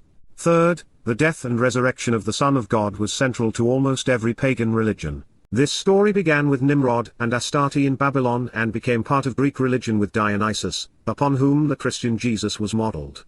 Knowing that the myth is absurd, that neither God nor his children die, Chabaquwq has challenged the foundation of Paul's faith. When it comes to the only real God, he was not born, and he will never die. But without the pagan reenactment of the birth, death, and resurrection of God, Christians would be left trying to explain how what actually occurred on Passover and unyeasted bread could sufficiently differ from the Torah's presentation to justify an upstart religion. Further, if Jews cannot be blamed for scheming to kill the Christian God, there would be no justification for the actual God to condemn his people and transfer everything over to the Gentiles, promoting the resurrection myth. So, 591 Christians advanced their lies because the truth was inconvenient. Hypothetically, however, if Jews had the ability to kill the Christian God as Paul protests, then his followers ought to be worshipping Jews. But alas, it was the Romans who tortured and then assassinated the Passover lamb, and they evolved to become the Roman Catholic Church. The rocky crag who was appointed by Yahowah to accuse, rebuke, and chastise Sha'uwl and Christianity per his instructions is the author of Yada Yahowah. His given name translates to crag. And based upon this assessment and that further developed in questioning Paul, the chosen people are finally equipped to make an informed and rational decision regarding Christianity. I am the only crag that has been specifically appointed by Yahowah to yakak, indict and censure, argue against and judge Sha'uwl, so that Yahweh might la mishpat, render a verdict regarding his guilt. Yahowah laid the foundation for this systematic denunciation of Sha'uwl here in Chabaquwq. It was Yahowah's instructions throughout the Torah and prophets that were used to condemn Paul's letters, and to prove that he was the plague of death. There is nothing even remotely similar. And should you be bothered that I'm acknowledging that these books fit the promise, then please provide an alternative systematic refutation of Sha'uwl by comparing his claims to Yahowah's Torah and prophets. But until and unless there is another review as thorough as questioning Paul, and grounded upon the foundation laid in Chabaquwq, let's not run from reality in an attempt to disqualify one of Yahowah's more important prophetic promises. Although to be fair, I am not Sha'ul's most formidable foe. It is in Dowd's, David's Mizmor, Psalms that provide the most detailed and cogent arguments 592 against Sha'uwl. Therein, Paul is called the father of lies and the son of evil. Dowd despises him, and he looks forward to eradicating the stench and stigma of his religion upon his return. Chabaquwq is now saying something I have long realized: God deserves better. He should not have been subjected to the taunts of such a mindless scumbag, nor the chorus of billions singing his praises. I do not much like him either. Too flawless, Tahawah, too pure and clean, too unmixed, our eyes to witness, Ein Min Ra, is the observant to see, Kal infinitive, the miserable, malignant, and malevolent wickedness of religion, Ra, such saddening and troubling evil, such distressful impropriety, that which is displeasing and harmful. You cannot endure nor prevail when, lo Yakol, since you can neither succeed nor overcome, there is no point, Kal imperfect, looking upon or responding to, Wa Nabat, observing or evaluating because there is no solution to, Hyphal infinitive, such a perverse and grievous undertaking, El Amal, oppression of this magnitude, travail this painful, or labor this full of iniquity. For what reason would, La Ma, why would, you look at or consider, Nabat, why would you pay attention to, attend to, or show any regard for, Hyphal imperfect, the treacherous betrayal of an offensive and deceitful trickster and traitor, Bagad, the conspirator, the one who is disingenuous and disrespectful, especially prone to chicanery and who clothes himself in a deliberately deceptive manner, Kal participle. Chabaquwq, embrace this, Habakkuk 1:13 in part. I did what I was asked to do, not once but 4 times, investigating and invalidating Islam, Christianity, and Judaism, which was followed by a systematic denunciation of the demonic nature of Ezekiel. Each was a 593 miserable undertaking in that the Quran, New Testament, Talmud, and Babylonian text of Ezekiel are malignant and malevolent tomes that besmirch my father. But if the choice is God doing it, me doing it, or no one bothering to point out why they should not be trusted, better me than the other options. It is well beneath Yahowah's dignity for him to analyze such human excrement, and yet, with so many thinking that its stench is divinely appointed perfume, someone needs to hold their nose and dive in. Fortunately, after having survived exposing and condemning Islam and then Christianity, I was equipped to do the same for Judaism and the false prophet Ezekiel. And soon, the repositioning of Yada Yahowah such that it more effectively targets the intended audience will be complete, and I will have corrected each volume such that they accurately portray Dowd's fulfillment of the Mikra, which will allow me to live out my days exploring more pleasant themes. But let's deal with a stark reality. This statement says that the founder of the Christian religion was so vile, so malignant and wicked, that Yahowah was repulsed by his presence and could not bear to look at him. So much for Paul's claim to have met with God on the road to Damascus and then to have spent 3 years in Arabia being inspired. Paul's poison would be so debilitating and deadly, God could neither endure it nor prevail against it. And while that may sound extreme, it is an accurate assessment of the means to reconcile our relationship with him, because Yahowah cannot and will not save the religious. As long as someone remains beguiled by Paul's faith, there is no antidote for his toxin. The lone prerequisite for becoming part of the covenant is that we disassociate from the confusion and intermixing of religion and politics. 594 Addressing the poison that would flow from Paul's pen, God called it a mal, grievous and perverse, exceedingly oppressive, heinously unjust and hideously immoral. He said that Sha'uwl was a bagged, traitor, both offensive and deceitful, especially prone to chicanery. That is a far cry from I cannot lie. And once again, with bagged, we find hints of the beast that would come because it reveals that the wolf in sheep's clothing would be treacherously attired. Arriving at these conclusions took some time. I was once fooled by this monster. In my youth, I taught Bible studies based on Paul's letters. As I look back on this time as an ordained ruling elder and evangelist, I am disappointed in myself, but at least, I have a better appreciation for the reasons religion is so contagious and beguiling. Told repeatedly by Paul that the Old Testament and its law had been replaced by the New Testament, and its salvation through faith in the gospel of grace, I believed him. I seldom read the front of the book, and without that knowledge, I was unaware of Paul's contradictions of it. And since Paul's claims were published in my Bible, and since I was told that it was the inerrant word of God, I did not question it. I was wrong. The people with whom I discussed these things were of the same belief. The books I chose to read reinforced these opinions. And with my standing in this faith-based community predicated upon me telling everyone what they wanted to hear, there was no incentive for an independent investigation, in fact just the opposite. Even if I had wanted to question the faith that I thought served as the basis of my salvation, where was I to turn? The Dead Sea Scrolls had not been published, there were no accurate translations, and no one had written and published anything even remotely comparable to Yada Yahowah, questioning Paul, prophet of doom, or Babel. 595 The only counters to my faith were other faiths, including atheism and communism. But they made even less sense.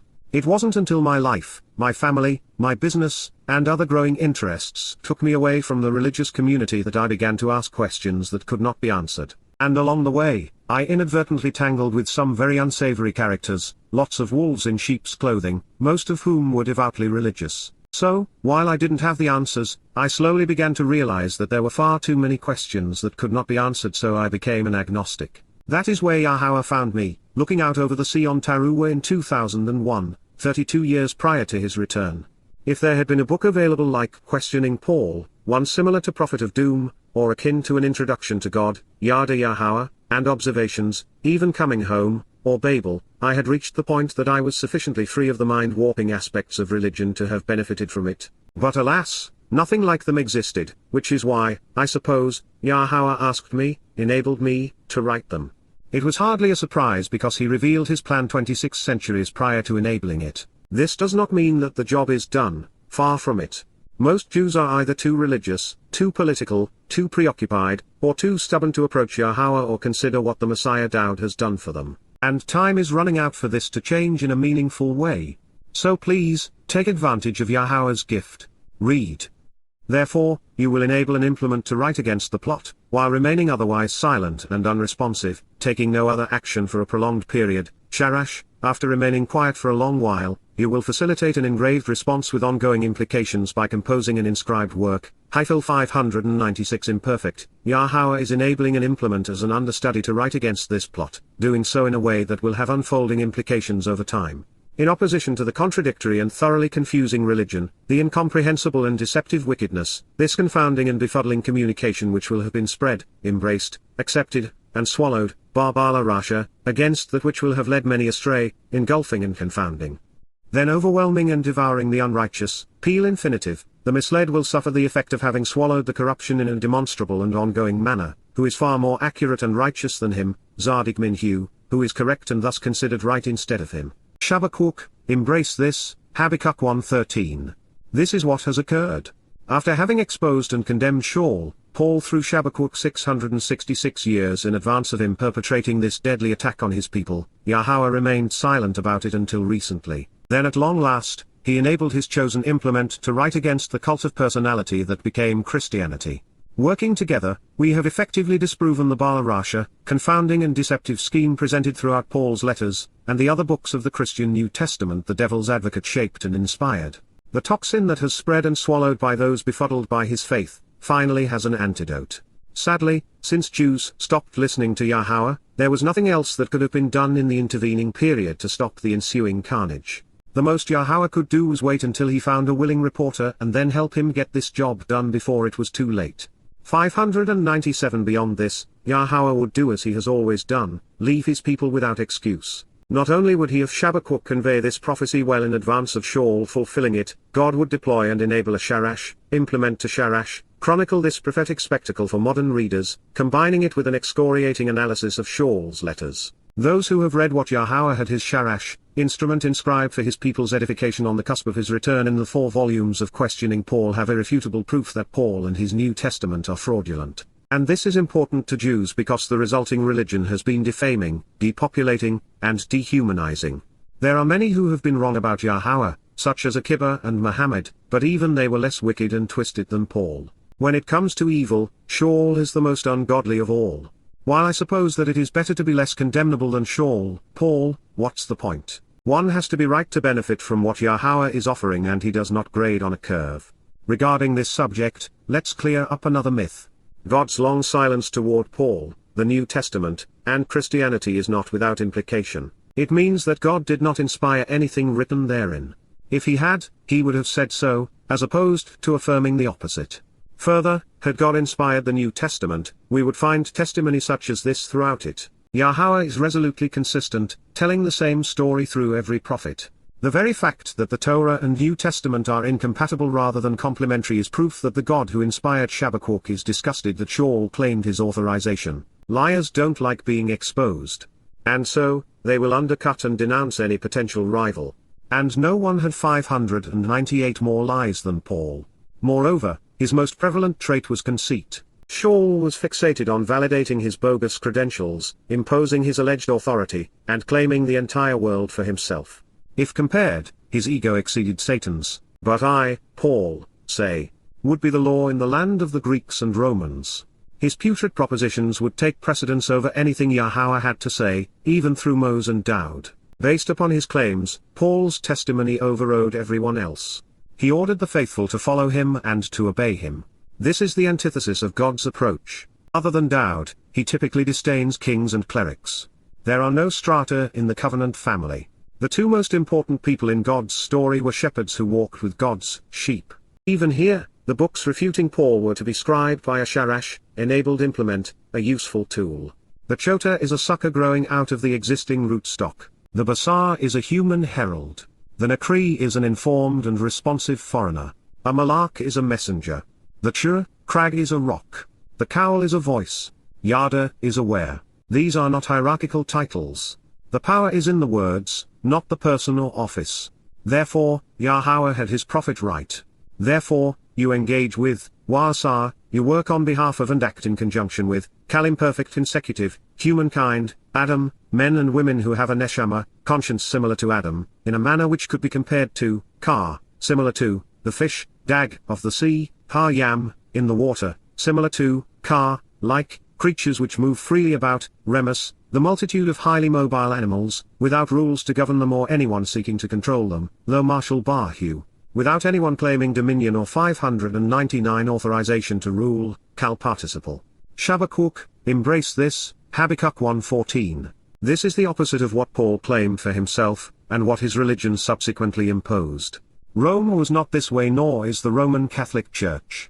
What's particularly egregious about the Christian quest for supremacy is that Sha'ul's excuse for proposing the religion was that he wanted everyone to kowtow to him rather than learn from Yahowah and his Torah. To create the false impression that his way was free and easy rather than legalistic and hard, he misrepresented the Torah as a set of laws to be obeyed. But here, Yahowah squashes that notion, affirming that he engages with humankind in the manner of fish who have no rules and are free to move about the sea. They can swim wherever they like, even at different levels, some in the darkness and others in the light.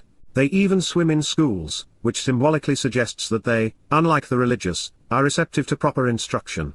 And if obedience to Sha'uwl, Paul was not enough, as we know, in Romans 13, the devil's advocate ordered Christians to submit to governmental authorities, all of them. He would have the faithful obeying the despots who claimed that they were either gods themselves or authorized by God. Writing to the Romans, a hideously oppressive and destructive empire, Sha'uwl claimed that even that government was instituted by his God. His diatribe is so disconcerting, so contradictory to Yahowah's preceding statement and so wrong when scribed on behalf of Imperial Rome. Let's drive another Roman nail into Paul's coffin. As you read this, remember that, just 20 years before he wrote it, these very same Romans had tortured and killed the Passover lamb in the most gruesome manner possible, and within 15 years, these 600 Romans would destroy Yahowah's home, only to return 60 years later to bludgeon Jews. When it comes to evil leadership, only the Nazis would be considered worse, and even they would be perceived as God's servants according to Paul. The King James Version was delighted to print, "Let every soul be subject unto the higher powers. For there is no power but of God, the powers that be are ordained of God." 2. Whosoever therefore resisteth the power, resisteth the ordinance of God, and they that resist shall receive to themselves damnation. 3. For rulers are not a terror to good works, but to the evil. Wilt thou then not be afraid of the power? Do that which is good, and thou shalt have praise of the same. 4. For he is the minister of God to thee for good. But if thou do that which is evil, be afraid, for he beareth not the sword in vain, for he is the minister of God, a revenger to execute wrath upon him that doeth evil. 5. Wherefore ye must needs be subject, not only for wrath, but also for conscience' sake. 6. For this cause pay ye tribute also, for they are God's ministers, attending continually upon this very thing. 7. Render therefore to all their dues, tribute to whom tribute is due, custom to whom custom, fear to whom fear, honor to whom honor. To believe Paul was inspired by the God who spoke through Chabaquwq is to be a dimwit. The New American Standard Bible published, every person is to be subject to the governing authorities. For there is no authority except from God, and those which exist are established by God. 2. Therefore whoever resists authority has opposed the ordinance of God, and they who have opposed will receive condemnation upon themselves. 3. For rulers are not a cause of fear for good behavior, but for evil. Do you want to have no fear of authority? Do what is good and you will have praise from the same. 4. For it is a servant of God to you for good. But if you do what is evil, be afraid, for it does not bear the sword for nothing. 601 For it is a servant of God, an avenger who brings wrath on the one who practices evil. 5. Therefore it is necessary to be in subjection, not only because of wrath, but also for the sake of conscience. 6. For because of this you also pay taxes, for rulers are servants of God, devoting themselves to this very thing. 7. Pay to all what is due them, tax to whom tax is due, custom to whom custom, respect to whom respect, honor to whom honor. These are the words of a mentally deranged man who has lost all contact with reality. From the New International Version, let everyone be subject to the governing authorities, for there is no authority except that which God has established. The authorities that exist have been established by God. 2. Consequently, whoever rebels against the authority is rebelling against what God has instituted, and those who do so will bring judgment on themselves. 3. For rulers hold no terror for those who do right, but for those who do wrong. Do you want to be free from fear of the one in authority? Then do what is right and you will be commended. 4. For the one in authority is God's servant for your good. But if you do wrong, be afraid, for rulers do not bear the sword for no reason. They are God's servants, agents of wrath to bring punishment on the wrongdoer. 5. Therefore, it is necessary to submit to the authorities, not only because of possible punishment but also as a matter of conscience. 6. This is also why you pay taxes, for the authorities are God's servants, who give their full time to governing. 7. Give to everyone what you owe them. If you owe taxes, pay taxes. If revenue, then revenue. If respect, then respect. If honor, then honor. The problem isn't the translation but, instead, the traitor. Since I cannot provide you with a JPS version of Paul's Ode to the Evil Empire, the NLT will have to suffice. Everyone must submit to governing authorities. For all authority comes from God, and those in positions of 602 authority have been placed there by God. 2. So anyone who rebels against authority is rebelling against what God has instituted, and they will be punished. 3. For the authorities do not strike fear in people who are doing right, but in those who are doing wrong. Would you like to live without fear of the authorities? Do what is right, and they will honor you. 4. The authorities are God's servants, sent for your good.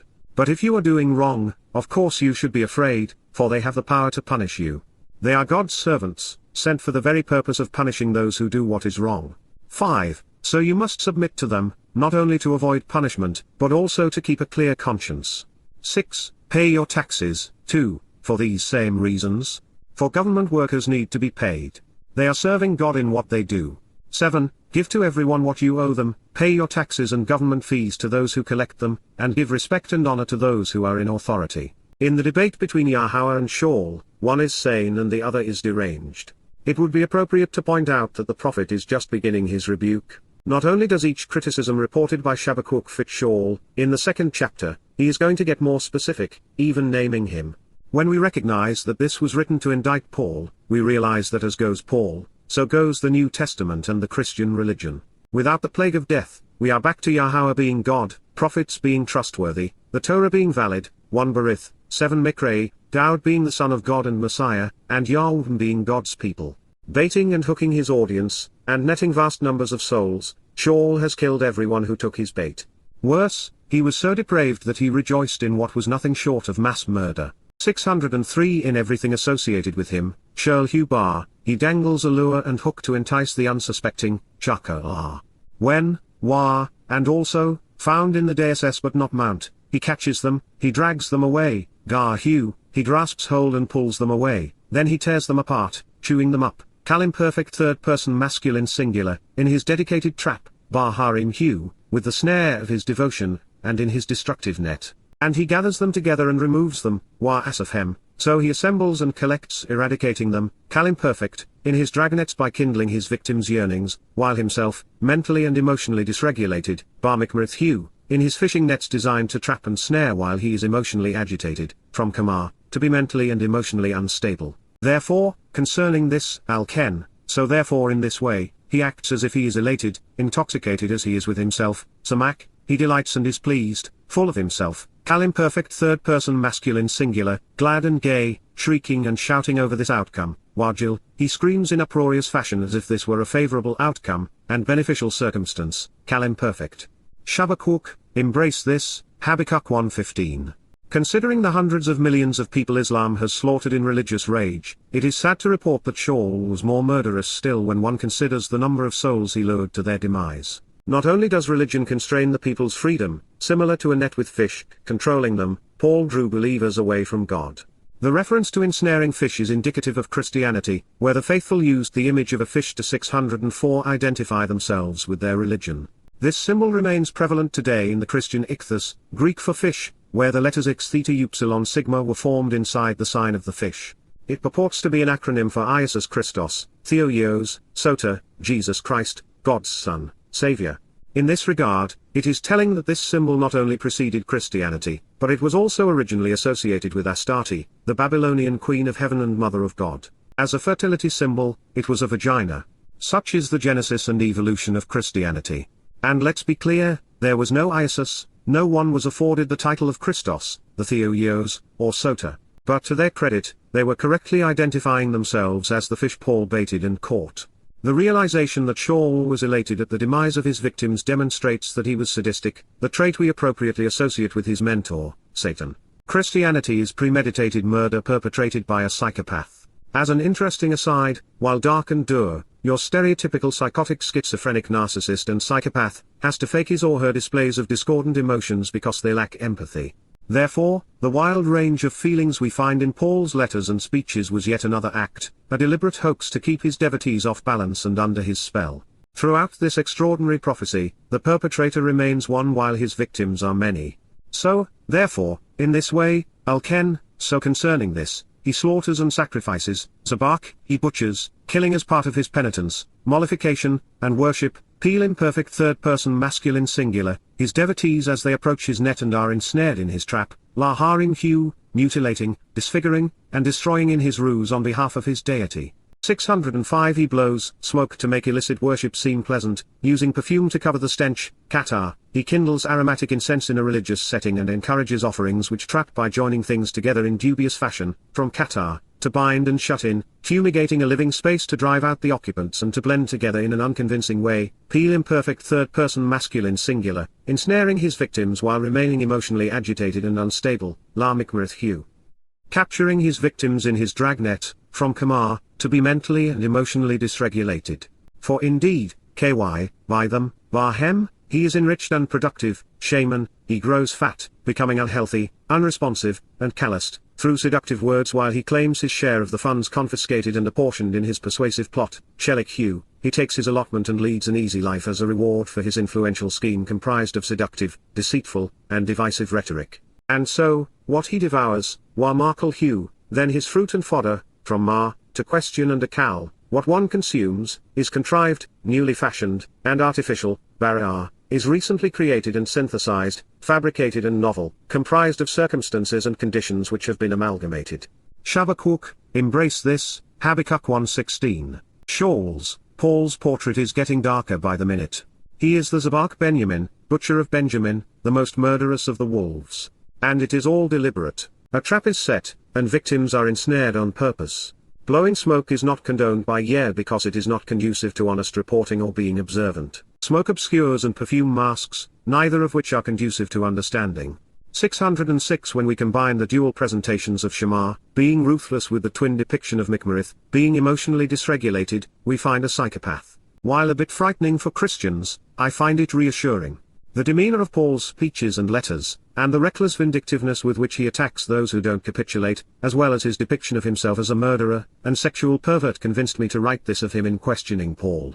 Normally, I'm reserved when out of my element, but there is no reason to equivocate when Yahowah agrees with the diagnosis. Among the Dead Sea Scrolls, the 8 Heftshi rendering of Habakkuk 1:16 suggests that Sha'ul's consumption grew large.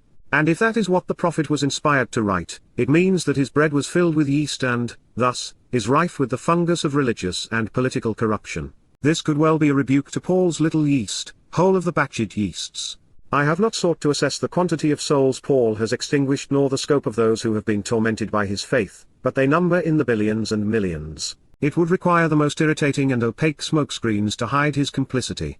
The enduring legacy of Pauline Christianity is a tribute to faith over reason. Its founder, as a psychopath, fished for souls, wanting to kill them, not save them.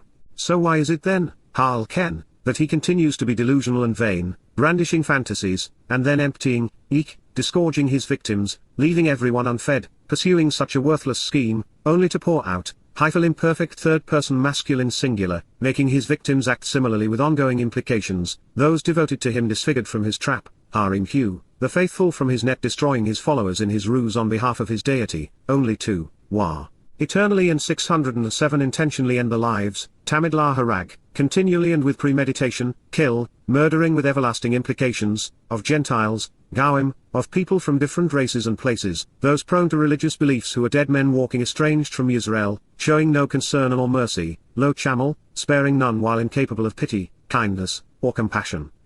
Chabaquwq, embrace this, Habakkuk 1:17. It is what we would expect of an eager maniac and psychopath. According to Yahowah, Sha'ul, Paul was delusional and vain. Rather than present the truth as inspired by God, his letters were filled with myths and fantasies. Instead of saving those foolish enough to believe him, Paul emptied out his net, allowing the fish he had trapped to flounder on the ground and die.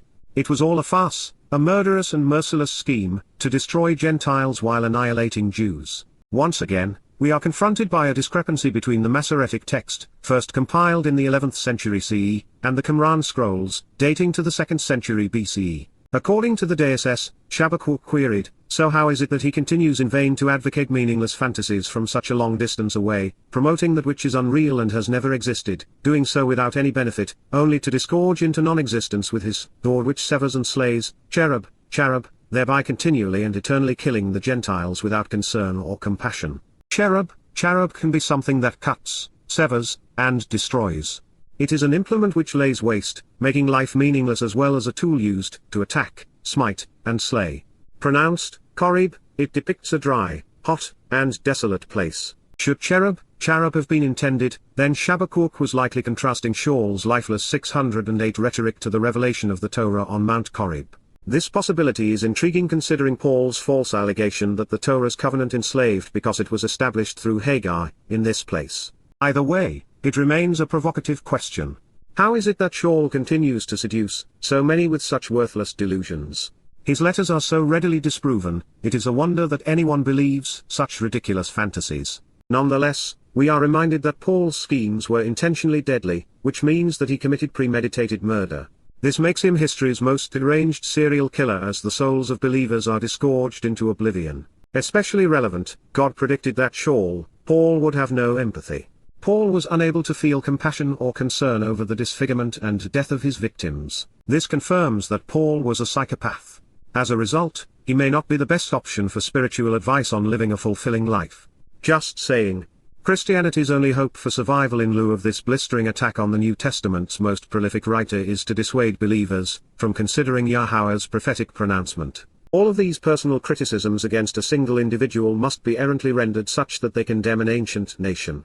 And yet, by closely examining and carefully considering the preamble to the most damning prediction found anywhere in the prophets, we have proven that God had Paul's number, a wrong and disconnected number out of touch with the truth. With this in mind, let's reconsider the specificity of God's prediction as he lowers his sights and takes direct aim at the world's single most hideous person. Even the prophet's name, Chabaquwq, embrace this, is telling when considered next to Sha'uwl, question him. 609 Recognizing that it was in Howsha that we were directed to Chabaquwq to consider what is said of Sha'uwl, let's begin where God began.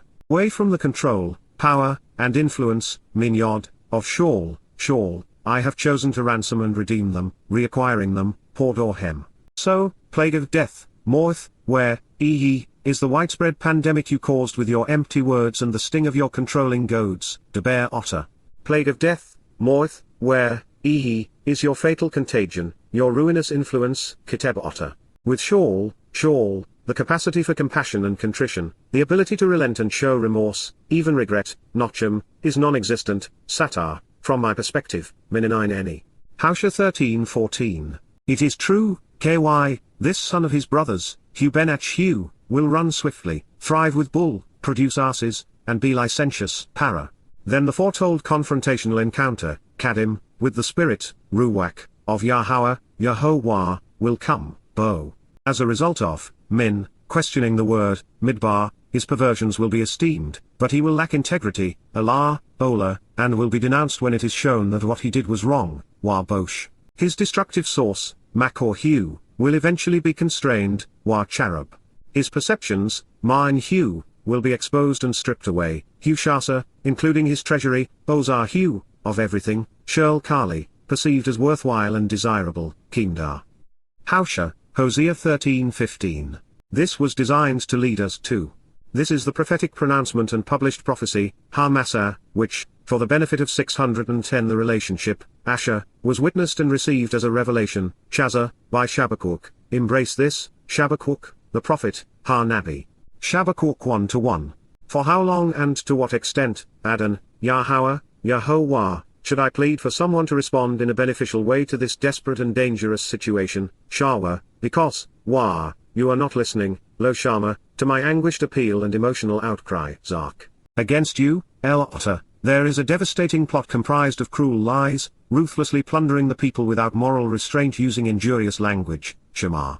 As a result, you must withhold salvation, Lo Yasha. Chabaquwq 1-2.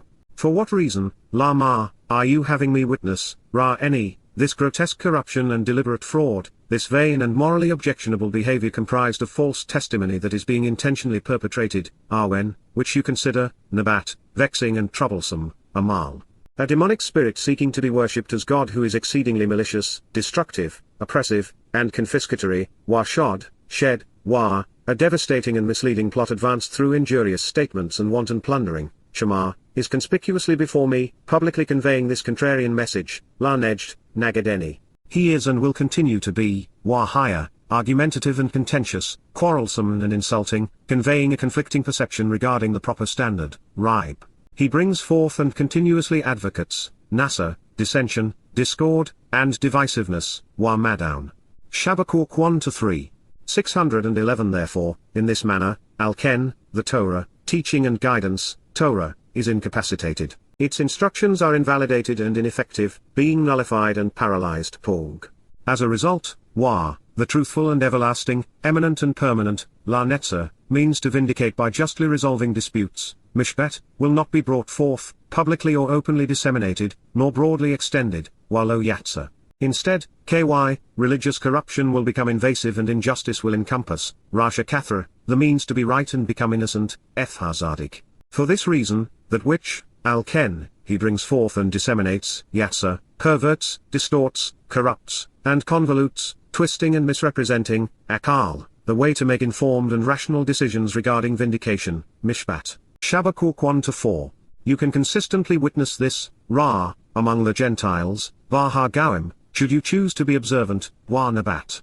And you can avoid being adversely influenced and dumbfounded by remaining free of societal influences and by responding negatively to such idiocy, Wa Tama, contemplating how something so stunningly stupid is considered plausible, Tama. Indeed, it is true that, KY, a considerable undertaking will transpire, a plot will be devised and implemented which results in controlling a vast accumulation of people and acquiring enormous wealth, Poal Pol. You should determine this to be inaccurate and invalid, lower man, in your days, Bar Yaumimatum, especially when it is properly assessed and a written record is presented in books, whereby he is held accountable, KY Sapar. Habakkuk 1-5. For this reason, pay attention to me, KY Hine Eni, arise and take a firm stand, Kum, against, Eth, the 612 Chaldeans, aka, the influence of Babylon, Harkazdim. This Gentile nation, Gaui, is as impetuous and impulsive as it is pungent and poisonous, Mawaha Maha. Walking, Ha-Holok, through the breadth of the region, La Merch of Eres, there is the seizure and dispossessing, La Yarash, of the tabernacle and dwelling places that are not his, Mishkan Lo Lahu. Habakkuk 1-6. Invoking fear through intimidation and terrorism, Yer, he is out for himself, Humin Hu. He has broadly disseminated, spreading far and wide, Yatsa, Mishpat Hu, his judgment and thinking, his approach and assessments, Mishpat Hu, along with his self-adulation, particularly his position on the removal of guilt, forgiveness, and acceptance in the relationship, Wasath Hu. Habakkuk 1-7. The dregs from the scummy remainder of the leopard, Min Nama, will be despised and held in contempt, humbled and diminished at this time, Wa Kalal. His swift airborne weaponry, Su's Hu, will be as fierce and menacing as a wolf, Wa Chadad Minzaid, as the sun sets, Arab. Their randomly dispersed and widely scattered, Push, mobile war machines and his accompanying soldiers, Parosh Hu Wa Parosh Hu, will come from afar in the future, Min Rachakbo, flying through the air, even hovering Yuf, like, Ka, birds of prey, Nesha, quickly swooping down and ready, Shulch, to consume and destroy, Laakal. Habakkuk 1-8. He will come, though, and be totally wrong as well as completely without restraint, harsh in demeanor, malicious in rhetoric, and especially cruel, Shurl Hu La Shamar. 613 Simultaneously, everyone's attention will be directed eastward, as their appearance will be from the sunrise, Magama Panahem Kadim.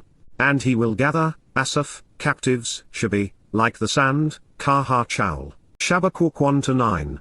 And he, along with the rulers, Wahu Baha Melech, will mock and ridicule those they disdain, making fun of those they enjoy disparaging, Kalas. Those who govern and are empowered, Rosen, are haughty and egocentric, Misjak, because of him, Lahu.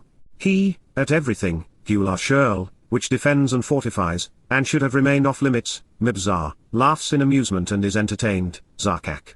He piles up a massive amount, Wazabar, of dust and debris from which there is a proliferation of materialistic progeny, Afa, and he seizes and controls them, Walakid High. Habakkuk 1-10. Then at that time, as, he will hasten to change, actually going with a completely different, Chalaf, spirit, Ruwak. And he will arrogantly travel throughout, intoxicating and alienating, Wa-Obar. He will be wrong, incur guilt, and will suffer the punishment he deserves, Wa-Asham, for, Zul, his claim to have been authorized by his God, along with his vigorous support of and his justification for his deity, Coach Hu Lai Loa Hu. Habakkuk 1:11. Yahowah, Yahowah, my God, Elohim Eni, my set-apart one, Kodesh Eni, are you not eternal, and thus everlasting and unlimited throughout time, Ha Lo Otam Min Kidem. We will not die, Lo Moth. Yahowah, Yahowah, as a way to make an informed and rational decision regarding guilt or innocence, La Mishpat, you have appointed regarding this, Simhu, a crag, watcher, to accuse, rebuke, and chastise, Yakak with you, after having laid the foundation, 614 assigned this to him and then you instructed him, Yasathu. Habakkuk 1:12.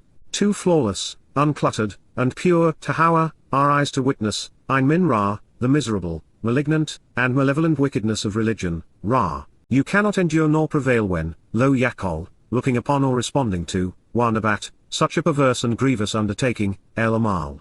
For what reason would, La Ma, you look at or consider, Nabat, the treacherous betrayal of an offensive and deceitful trickster and traitor, Bagad. Therefore, you will enable an implement to write against the plot, while remaining otherwise silent and unresponsive, taking no other action for a prolonged period, Sharash, in opposition to the contradictory and thoroughly confusing religion, the incomprehensible and deceptive wickedness, this confounding and befuddling rant which will have been spread, accepted, and swallowed, Barbala Rasha, who is far more accurate and righteous than him, who is correct instead of him, Zadik Minhu. Chabaquwq 1:13. Therefore, you engage with, Wasar, humankind, Adam, in a manner which could be compared to, Ka, the fish, Dag of the sea, Yam, similar to, Ka, creatures which move freely about, Remus, without rules to govern them or anyone seeking to control them, Lo Marshal Bahu. Chabaquwq 1:14. In everything associated with him, Sha'uwl Hu Bar, he dangles a lure and hook to entice the unsuspecting, Chaka Allah. When, he catches them, he drags them away, Gar Hu, in his dedicated trap, Bar Harim Hu. And he gathers them together and removes them, Asafhem, in his dragnets by kindling his victims' yearnings, while himself, mentally and emotionally dysregulated, Bar Mikmarith Hu. Therefore, 615 concerning this, Al-Ken, he acts as if he is elated, intoxicated as he is with himself, Samak, glad and gay, shrieking and shouting over this outcome, Wajil. Chabaquwq 1:15. So, therefore, in this way, Al-Ken, he slaughters and sacrifices, Zabak, his devotees as they approach his net and are ensnared in his trap, mutilating and disfiguring them in his ruse on behalf of his deity, La Harim Hu. He blows smoke to make illicit worship seem pleasant, using perfume to cover the stench, Qatar, ensnaring his victims while remaining emotionally agitated and unstable, La Mikmarith Hu. For indeed, KY, by them, Barhem, he is enriched and productive, Shaman, through seductive words while he claims his share of the funds confiscated and apportioned in his persuasive plot, Chelik Hu. And so, what he devours, Markle Hu, is contrived, newly fashioned, and artificial, Barrier. Chabaquwq 1:16. So why is it then, Hal Ken, that he continues to be delusional and vain, brandishing fantasies, and then disgorging, those devoted to him disfigured from his trap, Harim Hu, only to, eternally and intentionally end the lives, Tamidlah Harag, of Gentiles, Gawim, showing no concern or mercy, Lo Chamal? Chabaquwq, embrace this, Habakkuk 1:17. It is the most condemning of all indictments. Even Satan isn't as harshly rebuked by God. And God is just setting the stage. The worst is yet to come.